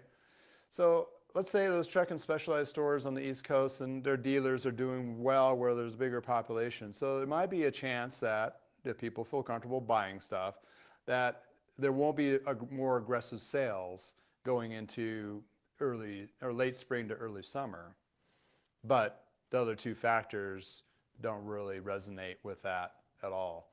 But when you're looking at the weather component to this, it's huge. Always has been, and always will be, that kind of perspective. So I wanted to share a couple of those perspectives. And it takes a lot of work to put into these maps and those outlooks. And fires, that was another one, which was a huge, like the drought portion of it. Okay, drought could be looked at in several different ways. It's not just, farmers, sorry, for crops and stuff. we've been affected by fires here, California, and now North Carolina had huge fires. I mean, that's when you have a drought, that means the ground's too dry, a lot of things gets brittle, and it doesn't take much to get a thing going and really burn up a lot of property. Living in Colorado, we've had a lot of fires here, so I'm pretty versed on that part of it. But the drought portion is huge, and then that puts it at risk. And if you're a mountain biker, one of my favorite mountain bike places, Buffalo Creek back in the 90s, burnt down. It was one of those places I would go almost every week, and I enjoyed riding. And once it burned down, the forest is gone. You're not allowed to ride there anymore. It was just really, really bad, that kind of thing. Ah, man. Now, it's hard to sell cars on a cloudy day. Well, beautiful paint jobs don't show well. Even though there's a butt for every car and there's a butt for every bicycle, but that's I sold that one from Barry. If you're ever watching this, he's a local store manager at Lee Cycler back in the day. Should I do a green scene? Should I do a green scene? Like, yeah, you guys are screwed. You're gonna be sweating, so fill up those water bottles and Gatorade for everybody. Yeah, at least put on a jacket. Yeah, one of those jackets for sure.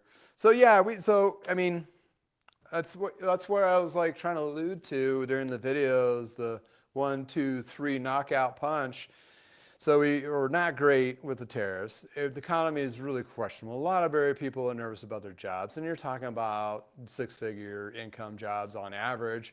And when you're looking at that on multiple levels from everywhere across the United States, that's troublesome. Then you add the weather component to it, and if you have some bad weather in your areas, it could be sunny like it is today and windy as hell. Nobody's going to be out there, and they're not going to think about their bikes. A lot of people that been bringing bikes for me, they are the rare breed, I would say the 2% of cyclists that actually forward think. Like, oh, I'm going to have it done in the wintertime so I don't have to wait for it, or they can do all the specialty work and not be rushed in the off-season mentality. That's not a lot, and that's not enough for a big bike shop to sustain off of those customers. So they're relying on the customers that are basically, if it's not broke when they go for a ride, they're not going to get it fixed. So, and if they're not going to go for a ride, they don't need to get it fixed, right? So that there alludes the craziness of all. Yeah, I'll get a sports jacket, or I'll have my own. I know a guy, weathercaster, or I'll just bring my wife in and she can do the whole outlook and give you the better perspective of it. And for shop owners, I mean, if you've never seen those maps before, that might be something to take a look at. The link is below while it's still up, to look into that in your neck of the woods and see if you can maybe just take 2 minutes to decipher if you're planning a big sale, an outdoor tent sale or anything like that. Maybe you need to shift it or something, or well, maybe we need to rethink our AI bullet points of how we want to advertise this. Like I said, back in the day, we did if it snows more than 2 inches, it did like 3 inches, and we sold a whole bunch of stuff, add another percentage to it. Those kind of sales are a lot more easier to leverage nowadays because you got the internet and email lists and all those things. So you can really get the message out there a little easier than most, that kind of thing. So, it does help for those things. Cocktail dress. Oh, yeah. Everything will pass. The question is will we survive it or not? How is it going to look? And honestly, I don't think the bike industry, I mean, they're going to recover, but what is it going to look like? It's going to be completely different. It already has changed a lot. And where their behaviors of purchasing have changed quite a bit. So you gotta really focus on that too, because when they're, and you gotta look at your numbers. Now, I mean, when I worked at Retail Toolkit, I mean, there's a lot of data heavy, information that a program had an algorithm spitting out 3 to 10 year, however long you had in there to generate numbers saying, well, your range of purchasing for bike computers, for example, was this $X amount at this particular location. Great program. I still think they still have it available at Kickstand, which used to be Smart E-tailing for those that are in the bike business. I'm not sure how active it's. I still think it's a living thing that they're using. But in any case, it does help. Well, with the disruption with everything in the last 3 to 5 years, you may not have very clear numbers, but you can adjust those accordingly to percentage down that you anticipate, and that'll give you a little more appropriate numbers to maybe stock or what potentially might be the sales. But it is no crystal ball by any means of being that accurate, but it's about as much as that map. But it helps you in the sense of at least kind of get a feel for it and maybe making a little bit different decisions that you might benefit from, and then hindering and not be blindsided by a 2-foot snowstorm or a wildfire in your backyard that weekend when you're trying to do a sale. So yeah, it is a component, obviously, because we're in cycling industry and cycling is based outside mostly. So here we are. There, case in point, that's where we're at. So yeah, interesting bits to it all. It's scary as hell, honestly. I mean, it is. I mean, I feel okay what I'm doing, and I'm getting, I'm plugging along. But a lot of shops are not as fortunate as me. But I could be upside down, not shop wise. If my wife's work gets affected, I might be working, I might be doing the Amazon delivery. Well, maybe not, because nobody will be buying from Amazon either. I don't know. I'll be on the street, sign on the side going, please help me buy bike parts. But in any case, I think I'm diverse enough to sustain as a business what I'm doing.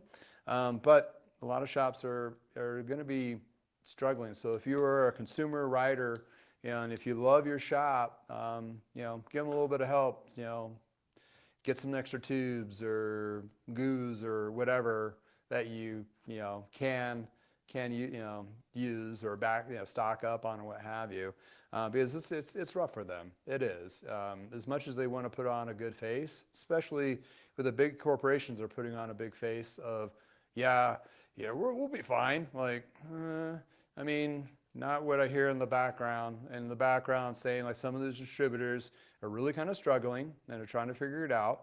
And when I talk about distributors of parts and so forth, like you may not even heard them if you're just a consumer, but J&B Importers, BTI, Quality Bike Supply, and the various other ones. Not to say they are in trouble, but how can they not be, is my opinion. Like, how can you not be nervous at least of what's going to be going on consumables? They might be okay, but they got hit with like a whiplash of having too much inventory and everything's discounted. And now the sell price is now the new price. If you look at weight and measures, which that department probably won't exist anymore. If it's something on sale for such a long period of time, it no longer is considered a sell price. So that might be it. So they're just going to have to live with a smaller margin. Okay, the interesting point on the Shimano 5% decrease in their article, they actually still showed a profit. Okay, to explain that, they did enough cuts in their company to trim out operational costs where they still had a little bit better margin. So that's where you're going to be seeing a lot of, if not already, out of a lot of those companies. What does that mean? Less people working for them, less warehouses, less products being shipped or handled, a couple departments. Bike shops need to be reduced to a quantity or locations that actually are producing. If you are at a dealer store, corporate-owned store, and I'm not going to say there's a T or S or whatever other one, P, PON. If your store is not hitting the marks to be a profitable store, you're not contributing to the corporate online corporate numbers, I'd be really questioned if that store is going to be around for very long, because they will go to that lease management company and going, hey, what's our buyout, to get out underneath it. because they're taking too much of a loss. Okay, let's talk about that. I mean, there's a lot of people of those looking at corporate or working at Big Five Sporting Goods, over 500 locations when I was working for them. I worked for them for 9 years. Here's a little bit of insight. So when a chain store they go into a new market or new state, for example, Big Five went into Arizona, and they have a prediction of number of years that it will take until those stores get enough steam behind them to be profitable. So therefore, the rest of the chain has to burden the offset cost of that. Okay, that's in the perfect world, and talking about a big chain corporation that's been doing this for over 50 years. All right, so they went into Arizona, took them like 8 years, but once they hit it, some of those stores started generating. And they didn't close stores, they just held on as long as they needed to until that market became good for them. And again, they did probably adjust a few here and there. Same thing for Colorado. I was in one of the 3 or 4 stores in Colorado when I started working for Big Five back in 2005. And they were doing the same mapping philosophy behind it. And then I got my own store in Fort Collins, Colorado. I was not the general, I was the first assistant at that time. And they knew it was going to take some time. Well, they were giving us projected numbers of sales versus payroll. Okay, this is a lot of dollars and back-end information, but they were damn on spot on by within $50 per week. It was insane. I was like, how are they even predicting this? Because they've been in business for such a long time and they've been doing the not acquisition, but bringing into, cutting into new markets long enough. They had a philosophy or algorithm or whatever it was to know what they're going to do. Well, my store did not turn a profit until my last 2 years of working there. Okay, let's put it that way. I worked for them for 9 years. So I was there for a good 7 years in a store that was not contributing to the bottom line for the company. We were a deficit. Okay, so when you look at Trek, Specialized, and Pond, when they've only had stores for at least 3 to 5 years, they have not done the chain thing for 50, they are not positioned or strong enough or understand that where a store may be troubled right now could become a very profitable store, they're just going to cut and run, which case in point, they have to, because they don't have that stability or that core income coming from bigger markets. Granted, Big Five Sporting Goods, they started off in California, one. Number two, they had massive amount of stores there. And the numbers of those particular stores were producing was insane. So when they took over to different country, when they took over brought into different states, I think Oregon, then Washington, up the coast, then they started, coming out towards the Mississippi. They took a lot of learnings, and they were a company that if it wasn't broke, they're not going to fix it. And they did a lot of thinking and very, very thoughtful. And also, when they got into lease agreements with these landlords, they were aggressive. I mean, they're like, we got a 10-year lease agreement. We want to pay this. And if they don't get with their number that they wanted, they'll walk away. To a point where the landlords were usually, when they made the agreement, were super pissed because they were actually losing money the whole time. But in any case, that's how aggressive they worked. I highly doubt that any of these bike brands that they think they know retail, but they really have just now cutting their teeth at retail at the store level, have really hired the staff to actually understand those perspectives and actually how to, even more importantly, work it on top of what we're looking at today's environment. How is that going to turn out? Yeah, my corporate big people came in at Big Five Sporting Goods in 2007 to sniff up my store to make sure that I wasn't doing anything stupid. And I wasn't. The store was immaculate. We had sales staff, and we had products, and we had everything ready, like everything corporate related. And there's nowhere to blame except for the economy. They just wanted to make sure. Even though they liked me, they wanted to make sure. And they told me that straight to my face. Like, well, we just need to make sure. Like, yeah, I know.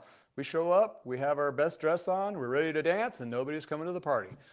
So is that what we're going to be seeing going into the spring with the bike corporate stores, with bike shops? Hopefully not with local bike shops, because I'm an advocate for the independent bike dealers, for sure, because I lived it, breathed it with my family shop.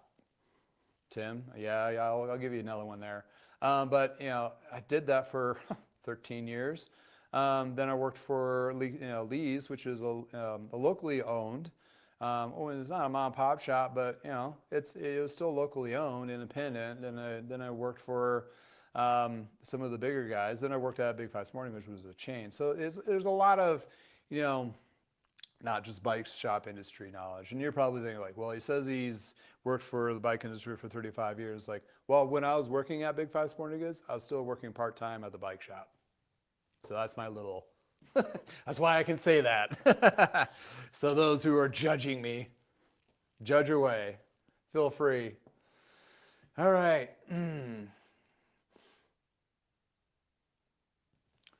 Well, I mean, hey, Randy, you have a good point about giving away free work. But it's, I wouldn't say, well, Specialized did their little thing in, what was it, October, free tune-ups. It was bullshit. It was more of a bait and switch. Free safety checks, do light work. My dad, we always, with the community bike shop that we had, my dad was always saying, well, we'll charge you twice next time for it. Minor adjustments, I think, just to get people on the road or what have you, that kind of thing. But that did really drive a lot of people to come back. And, same today, I have, customers come in, they just need something little quick adjustment. I'm like, oh, it's, I'm not going to charge you for something, a small trailer adjustment or adjustment. I know you're going to come back in about 2 weeks, 3 weeks, bring on another bike for me to tune up, which for me in the perspective of how many tune-ups, let's put it this way. A service department that's a decent sized shop needs to do probably 30 to 50 repairs a week. My shop and my overhead and everything and my lifestyle, 2. Simple as that. So for me, if I get 1 or 2 a week, I'm good. I'm doing okay. And I'm not a volume shop, so I'm not gonna do that. But if you do it right, you can. But beware, for those who did free tune-ups on new bikes, one shop that I worked at did lifetime free tune-ups on the shops. Oh, Bicycle Village used to do that. I don't know if they still are, but whatever. Used to be a chain here in Colorado, still owned. Still 2 or 3. They're still owned by Bell Sports. In any case, they had competition in town. Those wankers raced to the bottom. I mean, they raced to the bottom, and one shop went out of business. Now, I wouldn't say specifically because of the free tune-ups for life, but when you're in season and you're having 10 to 15 of these things roll in on a Monday and a Tuesday after a warm weekend, that really bogged down the service department. I mean, it was not profitable, less profitable, let's put it that way. So you got to be careful on something like that.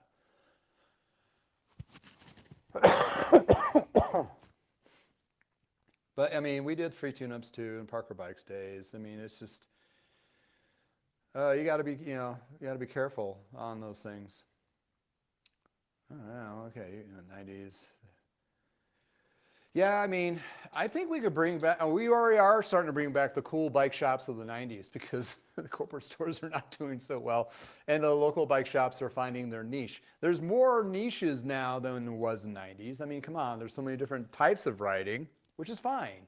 If you're a e-bike shop, that's great. You can take care of those customers. If you're a gravel shop or a mountain bike only or a road or a centric weird shop like me, I mean, we have all our little, there's a group for you.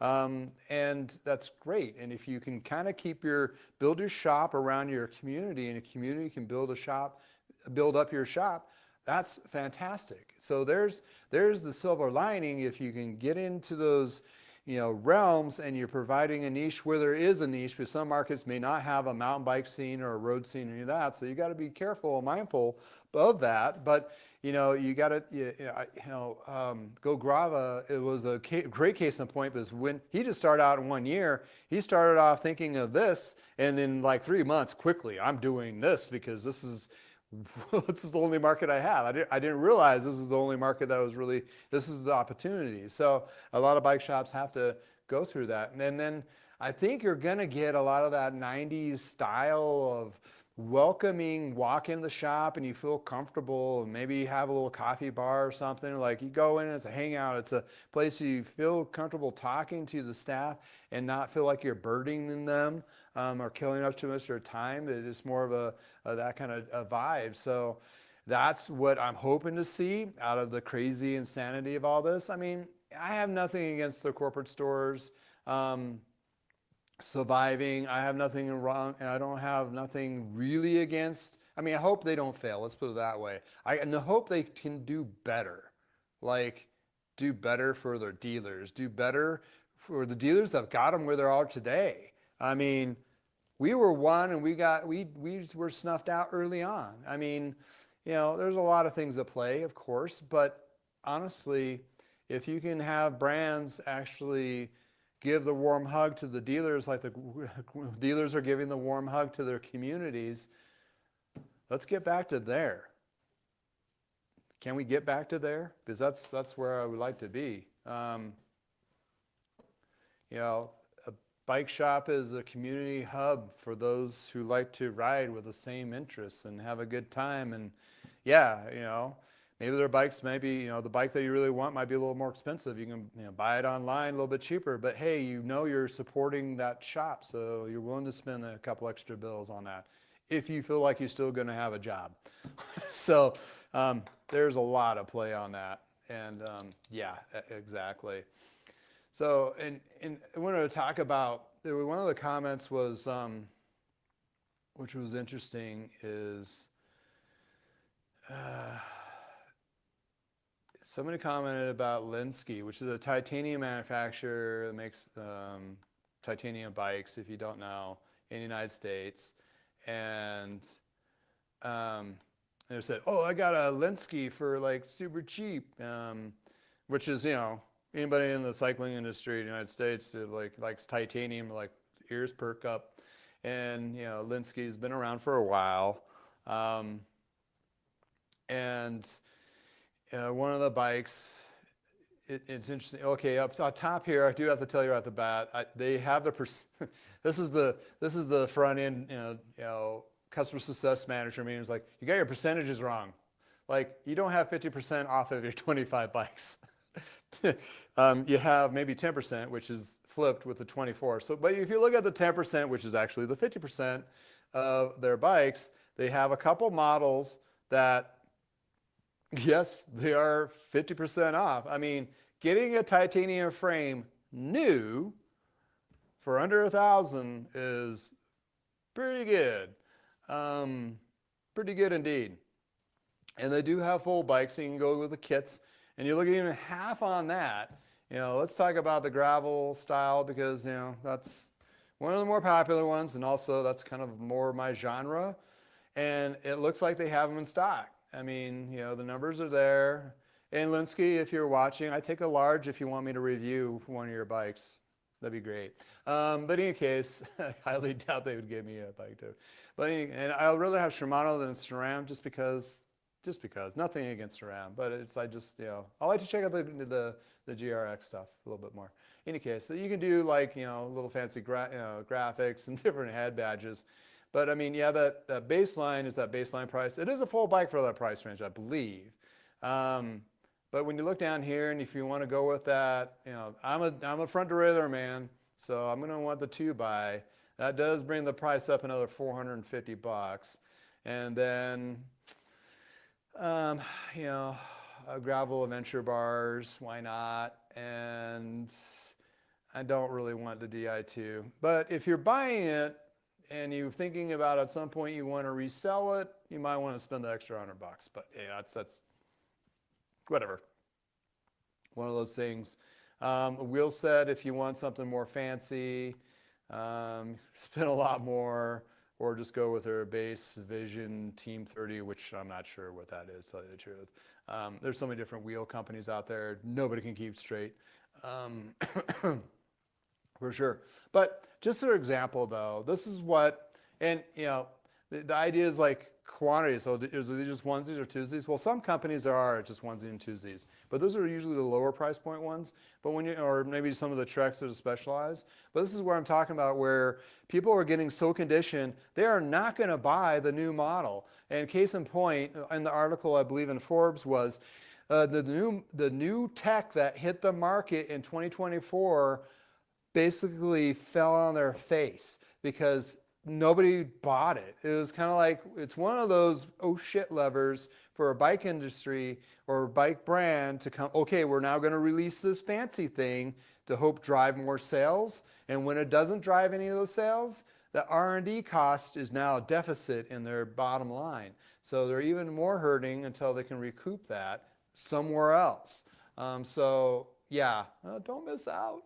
But yeah, that was an interesting bit, and like Linsky half off. I gotta check that out. The one that was case in point was this one here. The live wire was a comment, and I'm not sure. Yeah, it looks like they have the sizes here too to accommodate that. So hopefully you guys can see that. So it's just, for example, and granted, Linsky's not huge, but it's a big name in the titanium realm. So when you're looking at the niche lines, are also affected as well as the big boys. And, I mean, they may be selling some 25s, but if they're not discounted, it's really hard to, you know what I mean? It's really hard to justify. Maybe it is a little bit different for the new model year, but when you're talking thousands of dollars different, I mean, people are gonna kind of slow down on that for sure. Any case, whew, boy, there's been a lot. So yeah, we're getting up to 2 hours. That's where usually my cutoff, and I gotta eat lunch and as an old man bladder, that kind of thing. I'm actually doing really well holding out this long, surprisingly enough. Maybe I'm just enjoy talking. I'm so distracted.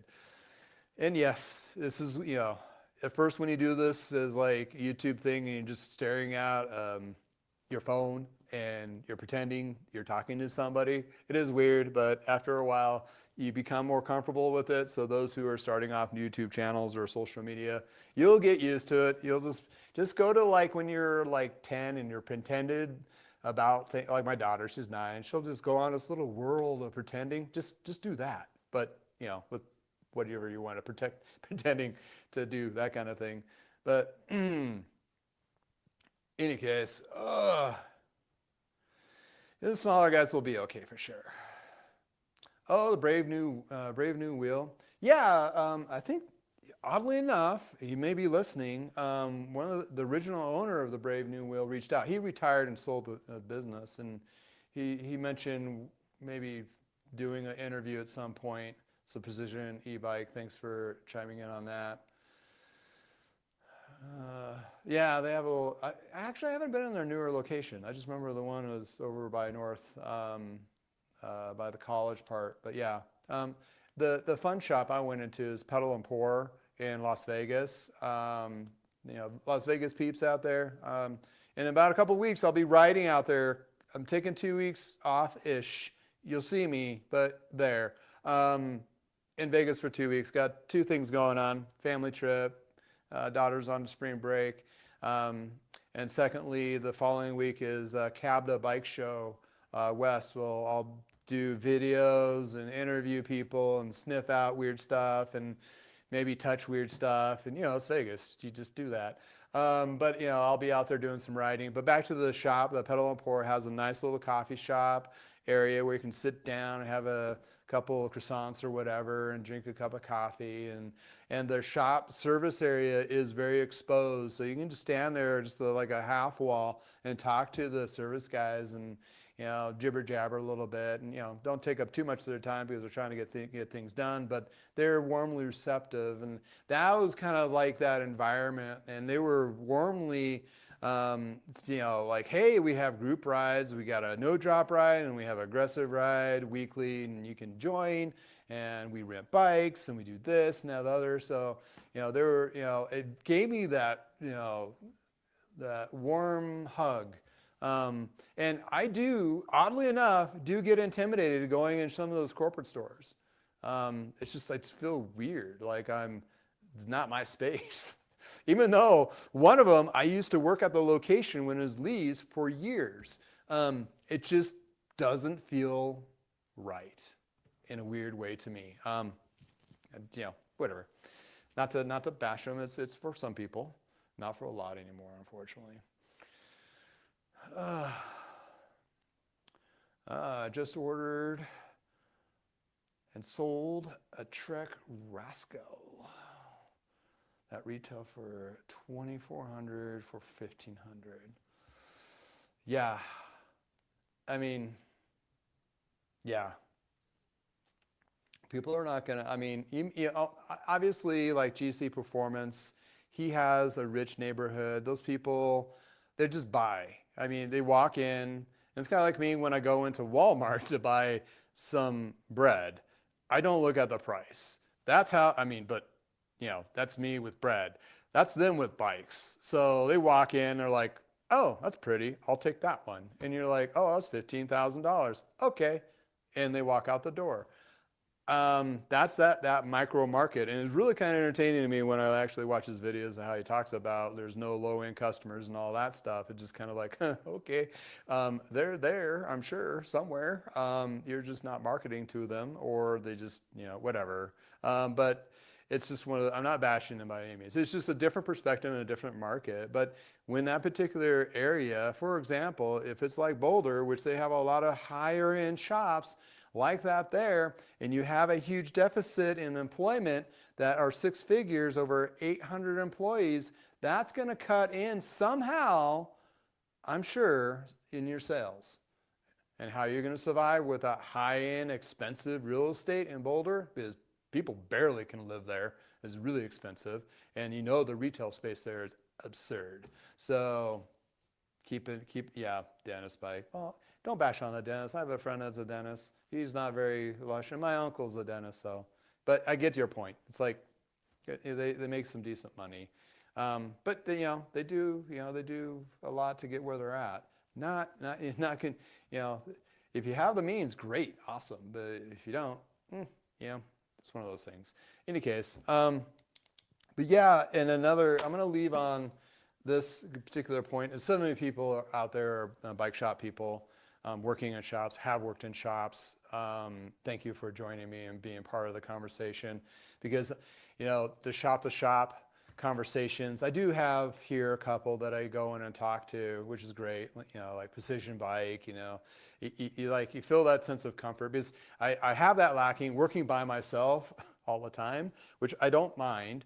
But having those general conversations and seeing other people's perspective, that's where I think going to the Cabless show is going to be a lot of fun for me, because I'm going to be able to have those conversations and say, hey, Josh, what'd you think? What's your takeaway? Because I can tell you what my takeaway is, and we can compare notes and maybe a couple videos of it. But at the end of the day, it's really nice to have those connections, and thank you for making this. So I'll applaud you for joining in. And those who are just avid cyclists and like listening to industry jibber jabber, there's not a lot of it out there. Okay, so going back to the Forbes conversation, and there was one line that said there's not a lot of insights or exposure, news of the industry portion of it. Of course, all the new latest widgets are coming out and being reviewed, that's another. But the industry portion of it, there is a lacking of. Therefore, it's a lot of me's, individuals out there kind of spawning their perspective. Well, a couple of them out there have done a couple of videos and realized it's, they get a lot of attention, but they got to be kind of really careful of what attention they're attending to, because they have dealer agreements. And they can't really go too far. Not saying they can if they want. There's nothing, but the brands will come back at them and say, stop talking about us or this or that and what have you. It's basically when they're drinking their Kool-Aid, they kind of have to toe the company line, even though they're an independent bike shop. Case in point, the big boys would not let you sell online their products. They wouldn't let you discount their products till after the first year. They wouldn't, what was the other one? And what they would do to them, this happened at Lee's, is they put a truck store right across the street of Lee's truck store, but they carried Specialized too. We did. And they're like, oh, they use that as like, oh, you carry Specialized, so who cares about you?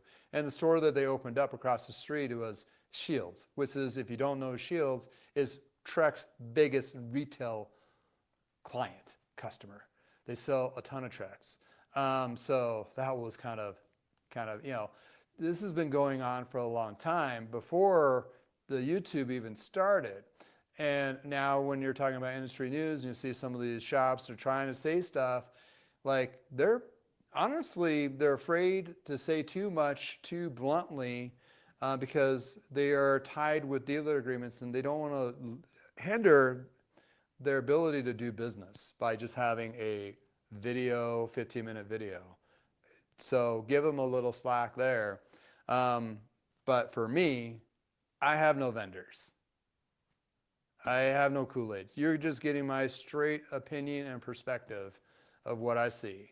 So even though I worked with Trek dealers or been a Trek dealer or Specialized dealer or whatever those brands, what is so cool, what I've been doing now for the last 5 years is I've been able to ride all different kinds of bikes. And hey, Cannondale's made some really sweet rides, and then there were some cool titaniums, and then a lot of brands I never really had a good opinion about because I was drinking somebody else's Kool-Aid, so everybody was crap compared to what I was trying to sell. So when you look at that perspective of it, it's really kind of cool. I mean, it's a different perspective for sure.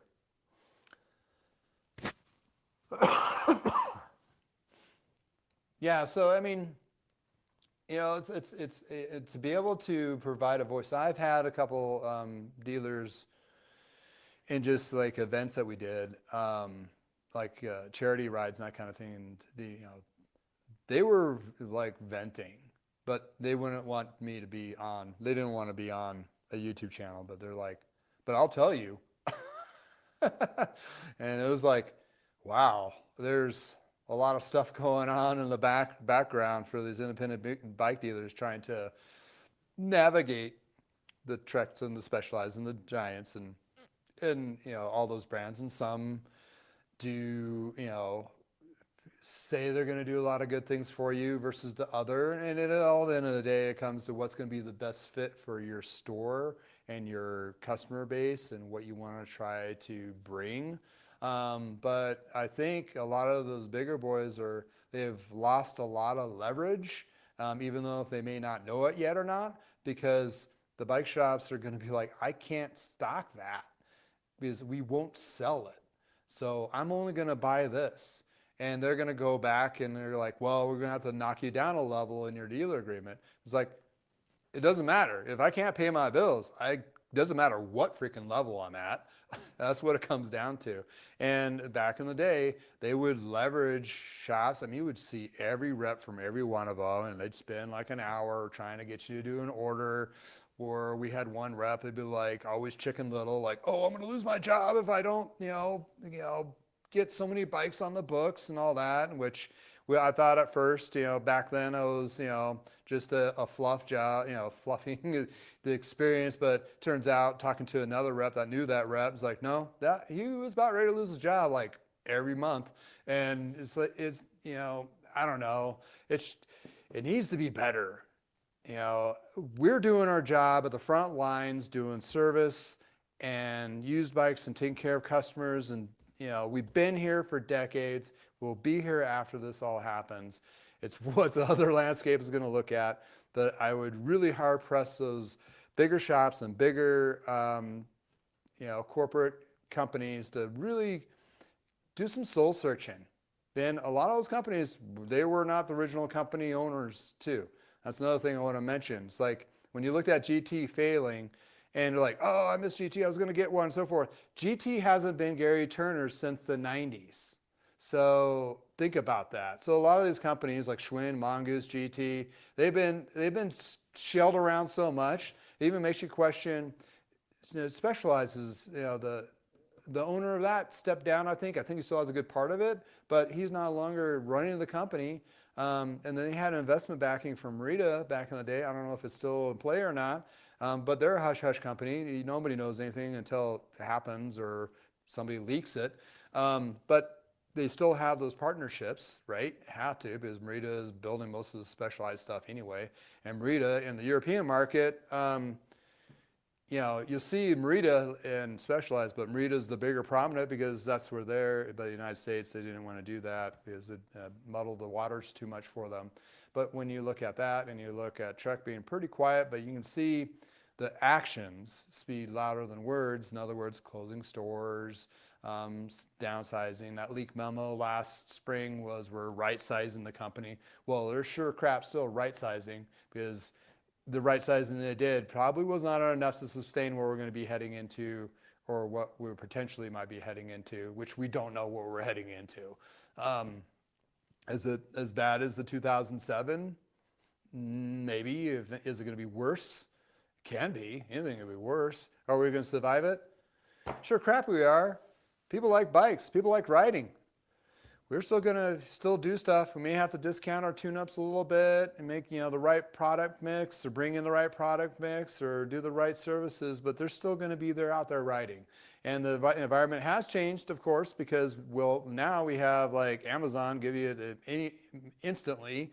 Then we have Temu and AliExpress putting a whole bunch of Chinese market product out there, which, by the way, they're not affected by the tariffs because it's under the de minimis thing, which is $700 or $500 less product going in the United States, which, it's not going to change because Amazon is affiliated with that. And of course, the big owner of Amazon is not going to let the other guy leverage that.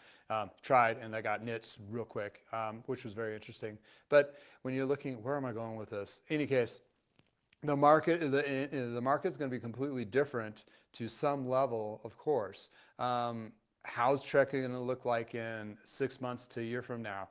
What Specialized is going to look from 6 months to a year now? They're so big names, they will still be alive, but they may not be the same owners. Look at Schwinn, one of the biggest bike manufacturers in the 60s and 70s and the 80s, and where they are now. So, woo! Yeah. Who is Big Five? I will, CB75. It's a sporting good chain like Sports Authority on the west coast of the United States. They have over 500 stores. The name came from Big Five because they had 5 locations in California to start off with. Instead of kept on changing their number, they just kept it Big Five. That was it. It's nothing like we have the Big Five type sports or anything like that. You would think that, but no. They are a lower end than Specialized and Dick's Sport. No, not Specialized. I'm sorry. Sports Authority, which is no longer, of course, but Dick's Sporting Goods and REI are kind of like the higher end outdoors. Big Five is the lower end, more in the price realm of Walmart-ish. So that's where you would go in and get your discounted. They've been playing the discounted game for 5 decades now. That's where you can go and get your Saucony, New Balance, Nike shoes for a third to half off of what the competitors are selling, the new ones. They're still new, but they're just the older models a lot of times. But they do carry some of the newer stuff. But the shoe department is actually their bread and butter. That sells, I think, about 50 to 60% of the sales of the stores are just shoes itself, running shoes and recreational shoes and all that. But they do have camping, baseball, golf, tennis, water sports in the summer, winter sports in the winter, hunting department. And also some stores sell firearms. And yeah, that was weird being from the bike industry and then working for a company that sold firearms, a whole different breed of thinking there. Mainly just rifles and so forth. And then just recreational workout clothing and exercise equipment. So that's what Big Five is, if you wanted to know. Still around today. And it's a great place to get, cheaper equipment. The funny thing is, there's a Big Five caddy corner from our condo in Vegas, and I go in there and I get flashbacks of working at the one here. But it's like, oh, they have a bike helmet that has MIPS for like $40. So like, they've actually upped their game. I mean, it's a lower end helmet. It's not aerodynamic and everything, but it has all the same safety ratings.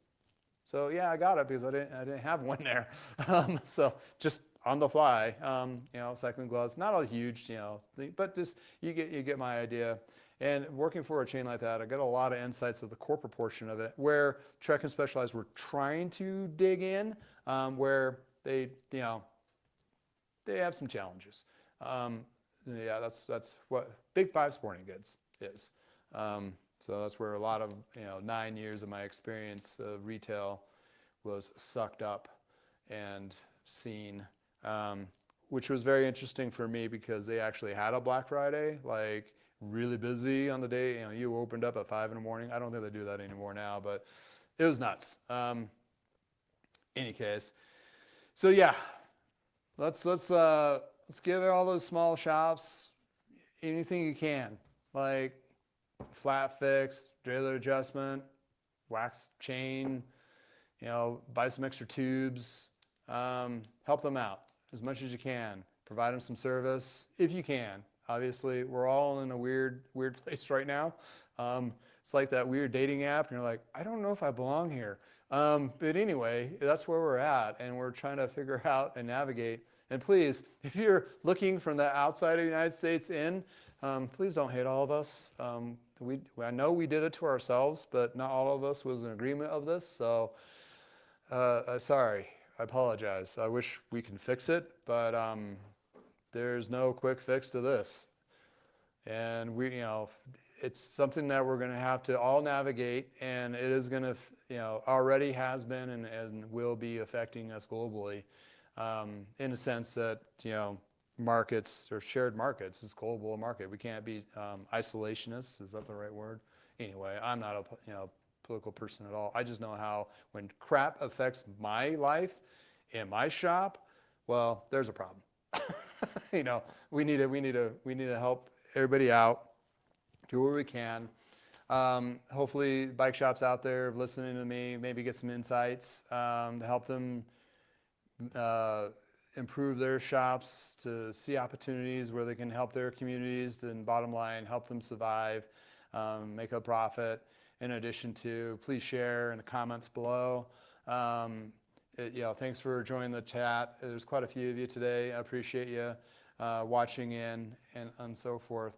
Helping my channel out. It makes you to make this channel. I've said that several times, and I can't say how heartwarming it is to see so many people engage in some of my videos, and especially on this. It's kind of crazy to think a guy in a garage just doing his thing would be something that somebody would like to watch and listen into. Appreciate it very much so. And if you're a bike shop out there, a one-man band, what have you, you're not alone. We're all trying to figure this out. And the thing is the big boys don't like to talk to each other. They like to really keep tight lips on their markets and numbers and all that. They're so competitively aggressive.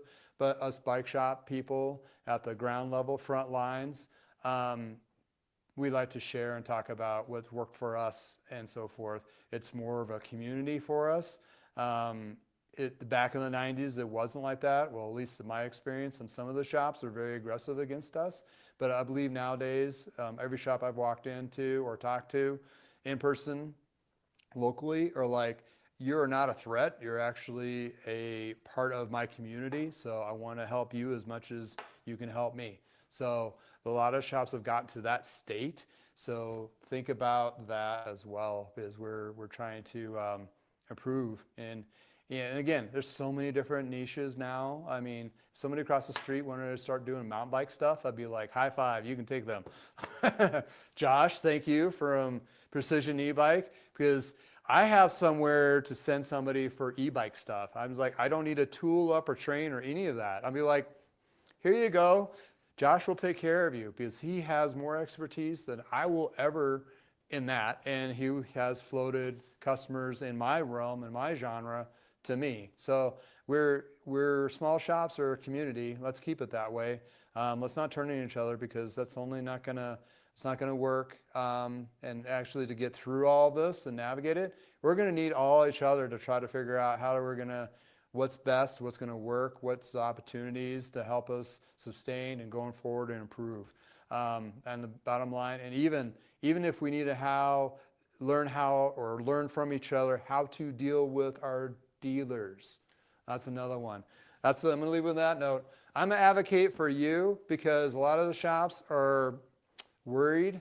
So personally DM me on my justin@anoaguybicycles.com. Email me, tell me stuff you want me to look into or talk about or concerns and conversations. I will be more than happy to review those and express your concerns without putting you in front of the bus per se. Because I would not say I'm not untouchable. I'm not trying to make this a big harp session, but there's a lot of things out there where other shops can benefit from your knowledge. So let's do that. Let's help people out, make it a community. And I'm gonna, drop some cool stuff and tools and bikes and things along the way. It's a journey. It's fun. And again, there's a lot of different things to the bike shop. I have Beaver send me some stuff to review, so you'll see a couple of those funky little review advertised-ish videos. But at the end of the day, just the viewer counts, that helps. Just a little bit I make from AdSense is awesome. I have a Amazon shop below, so if you're a consumer or you're going to be buying some stuff from Amazon anyway, just go through my shop and I'll give a cookie list. If you don't know what that means, it basically tracks your trail like Big Brother does, and I get a super small cut. But hey, 20, 30, 40 bucks a month, that helps anything, buys me a cup of coffee and that kind of thing. And plus you're not doing anything other different than what you're doing already, and you're helping channels like us make a little extra money. So in any case, and by the way, I'm not the bike farmer. Inside joke for a lot of you. I have short hair and I'm a different guy in a different state of mind. In any case, thanks so much for hanging out with me. Let's see if there's anything I should chime in before I jump off and have lunch. Oh, Trek lied about their third quarterly report in 2024. Yeah, that's interesting. Yeah, I had a big conversation to my wife this morning about reporting numbers. And as companies and business, let's go just to the political portion of it. Like all the numbers are being said, oh, we're cutting this much money, and then somebody really audits it, and you're like, that's so way off. Well, sorry, but it was not shocking because when you're looking at business corporations, they shell game their numbers for a lot of things. One, to not pay taxes, so they fluff the numbers or change the numbers there, and then they change the numbers when they have stock shareholders that need to show a profit. So, when they get audited, they get burned. So, I don't know. I know Trek is still owned by the Burke family. It could have been just an error, miscalculation, or blatant lie.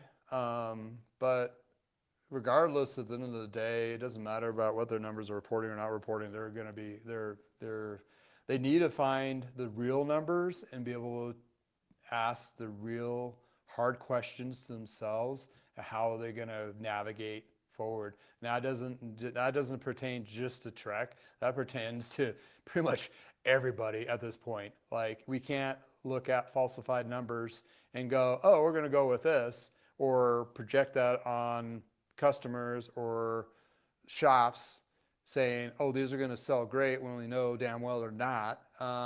It's basically, we're going to have to be just totally full frontal and go, this is, it needs to be what it is, and we need to work from here to figure it out. It's kind of like when your kid spills milk on the floor. Well, you can't cry over spilled milk. You might as well just figure out how you're going to clean it up and how are you going to prevent it from happening again, and how are you going to make that carpet milk proof. That's a bad analogy. It is. But thank you, Randy, for sharing. It is just, there is some smaller independent Trek dealers out there. and some of them are newer, and they've not been preconditioned to behaviors of big corporate, of what they'll do over years. And when the big corporate gets stressed, that is felt by the independent bike dealers one way or another. So they need as much help and insights and guidance as possible. And if you're in a situation like that, don't hesitate to reach out to those you trust within the industry. Yeah, I want to leave that on one point. I mean, there's the Bicycle Dealer Association is going to be out at the CABDA in Vegas in the end of the month, and for me, it doesn't. For my business model, it doesn't make much sense for me. I can't afford it anyway to be a part of that. But it is. I've worked with shops that have been a part of that and have provided really good insights from other bike shops to navigate whatever they need to navigate through. It is a cost to it, but maybe there's a lower lift price so you can get in and not be part of the P2, but just part of the group. They have some good talks and so forth that kind of help those independent shops to kind of navigate. But it is a more bigger expense to put into. The Lee's Cyclery, not Lee, but Archie Lee's Cyclery, he was part of the P2 group. And you'd have several meetings throughout the year. And he came back with some really good insights from other shops.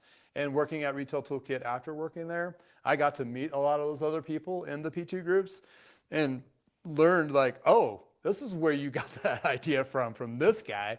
And, I had really great conversations with a lot of those shops doing that work. I wish in a way I was still a part of it, but in a way, I really enjoy what I'm doing here, and maybe we can fabricate something that's similar in this. But you're looking at the cost of the P2 groups, and that is usually more shops that are doing a lot better or have a lot more money. Let's just put it that way. That go to those. But I think if they leveraged it and able to open up and provide a value with a low lift cost for smaller shops like one-man bands like me, that can provide valuable insights. There's a lot of us old timers out there that are still in the game of it in one way or another, providing can and will provide excellent insights to how to navigate through this, especially if you're a newer shop and you just got into this and you're like, what the hell did I get myself into? And it's like, it's going to be okay. Maybe. Ish. Greatest saying in Men in Black 3. Ish. Any case, I got to go do some lunch. I got another meeting. Got to talk about website stuff later with my buddy Jack. And thank you for all you joining in. Randy, Josh at Precision E-Bike. To Bicycle Bike Shop. Who else was in here in the chat? Tim, of course. Scott, my local favorite fan. If you need rehab, talk to him, or mental capacity rehab. He does. I have a video with him in my library. You should watch it. It's pretty good. He also used to be a New York Messenger for a hot minute. That was some interesting stories for sure. Absolutely. Doug, thank you for chiming in. Pat Hoffman, thank you. Appreciate it for listening in. Leo, that was great insights there. Let's see here. Going up my list. Yeah, I'm just kind of scrolling. Andy, MTV, thank you for chiming in from, or tuning in from Trinidad, which is close to your comrade. Spooky Tuesday, which is Pueblo down South Colorado. And Clara from Germany. I'm sorry, I'm really bad at butchering names, so don't hate me. Tim will tell you that because Versailles.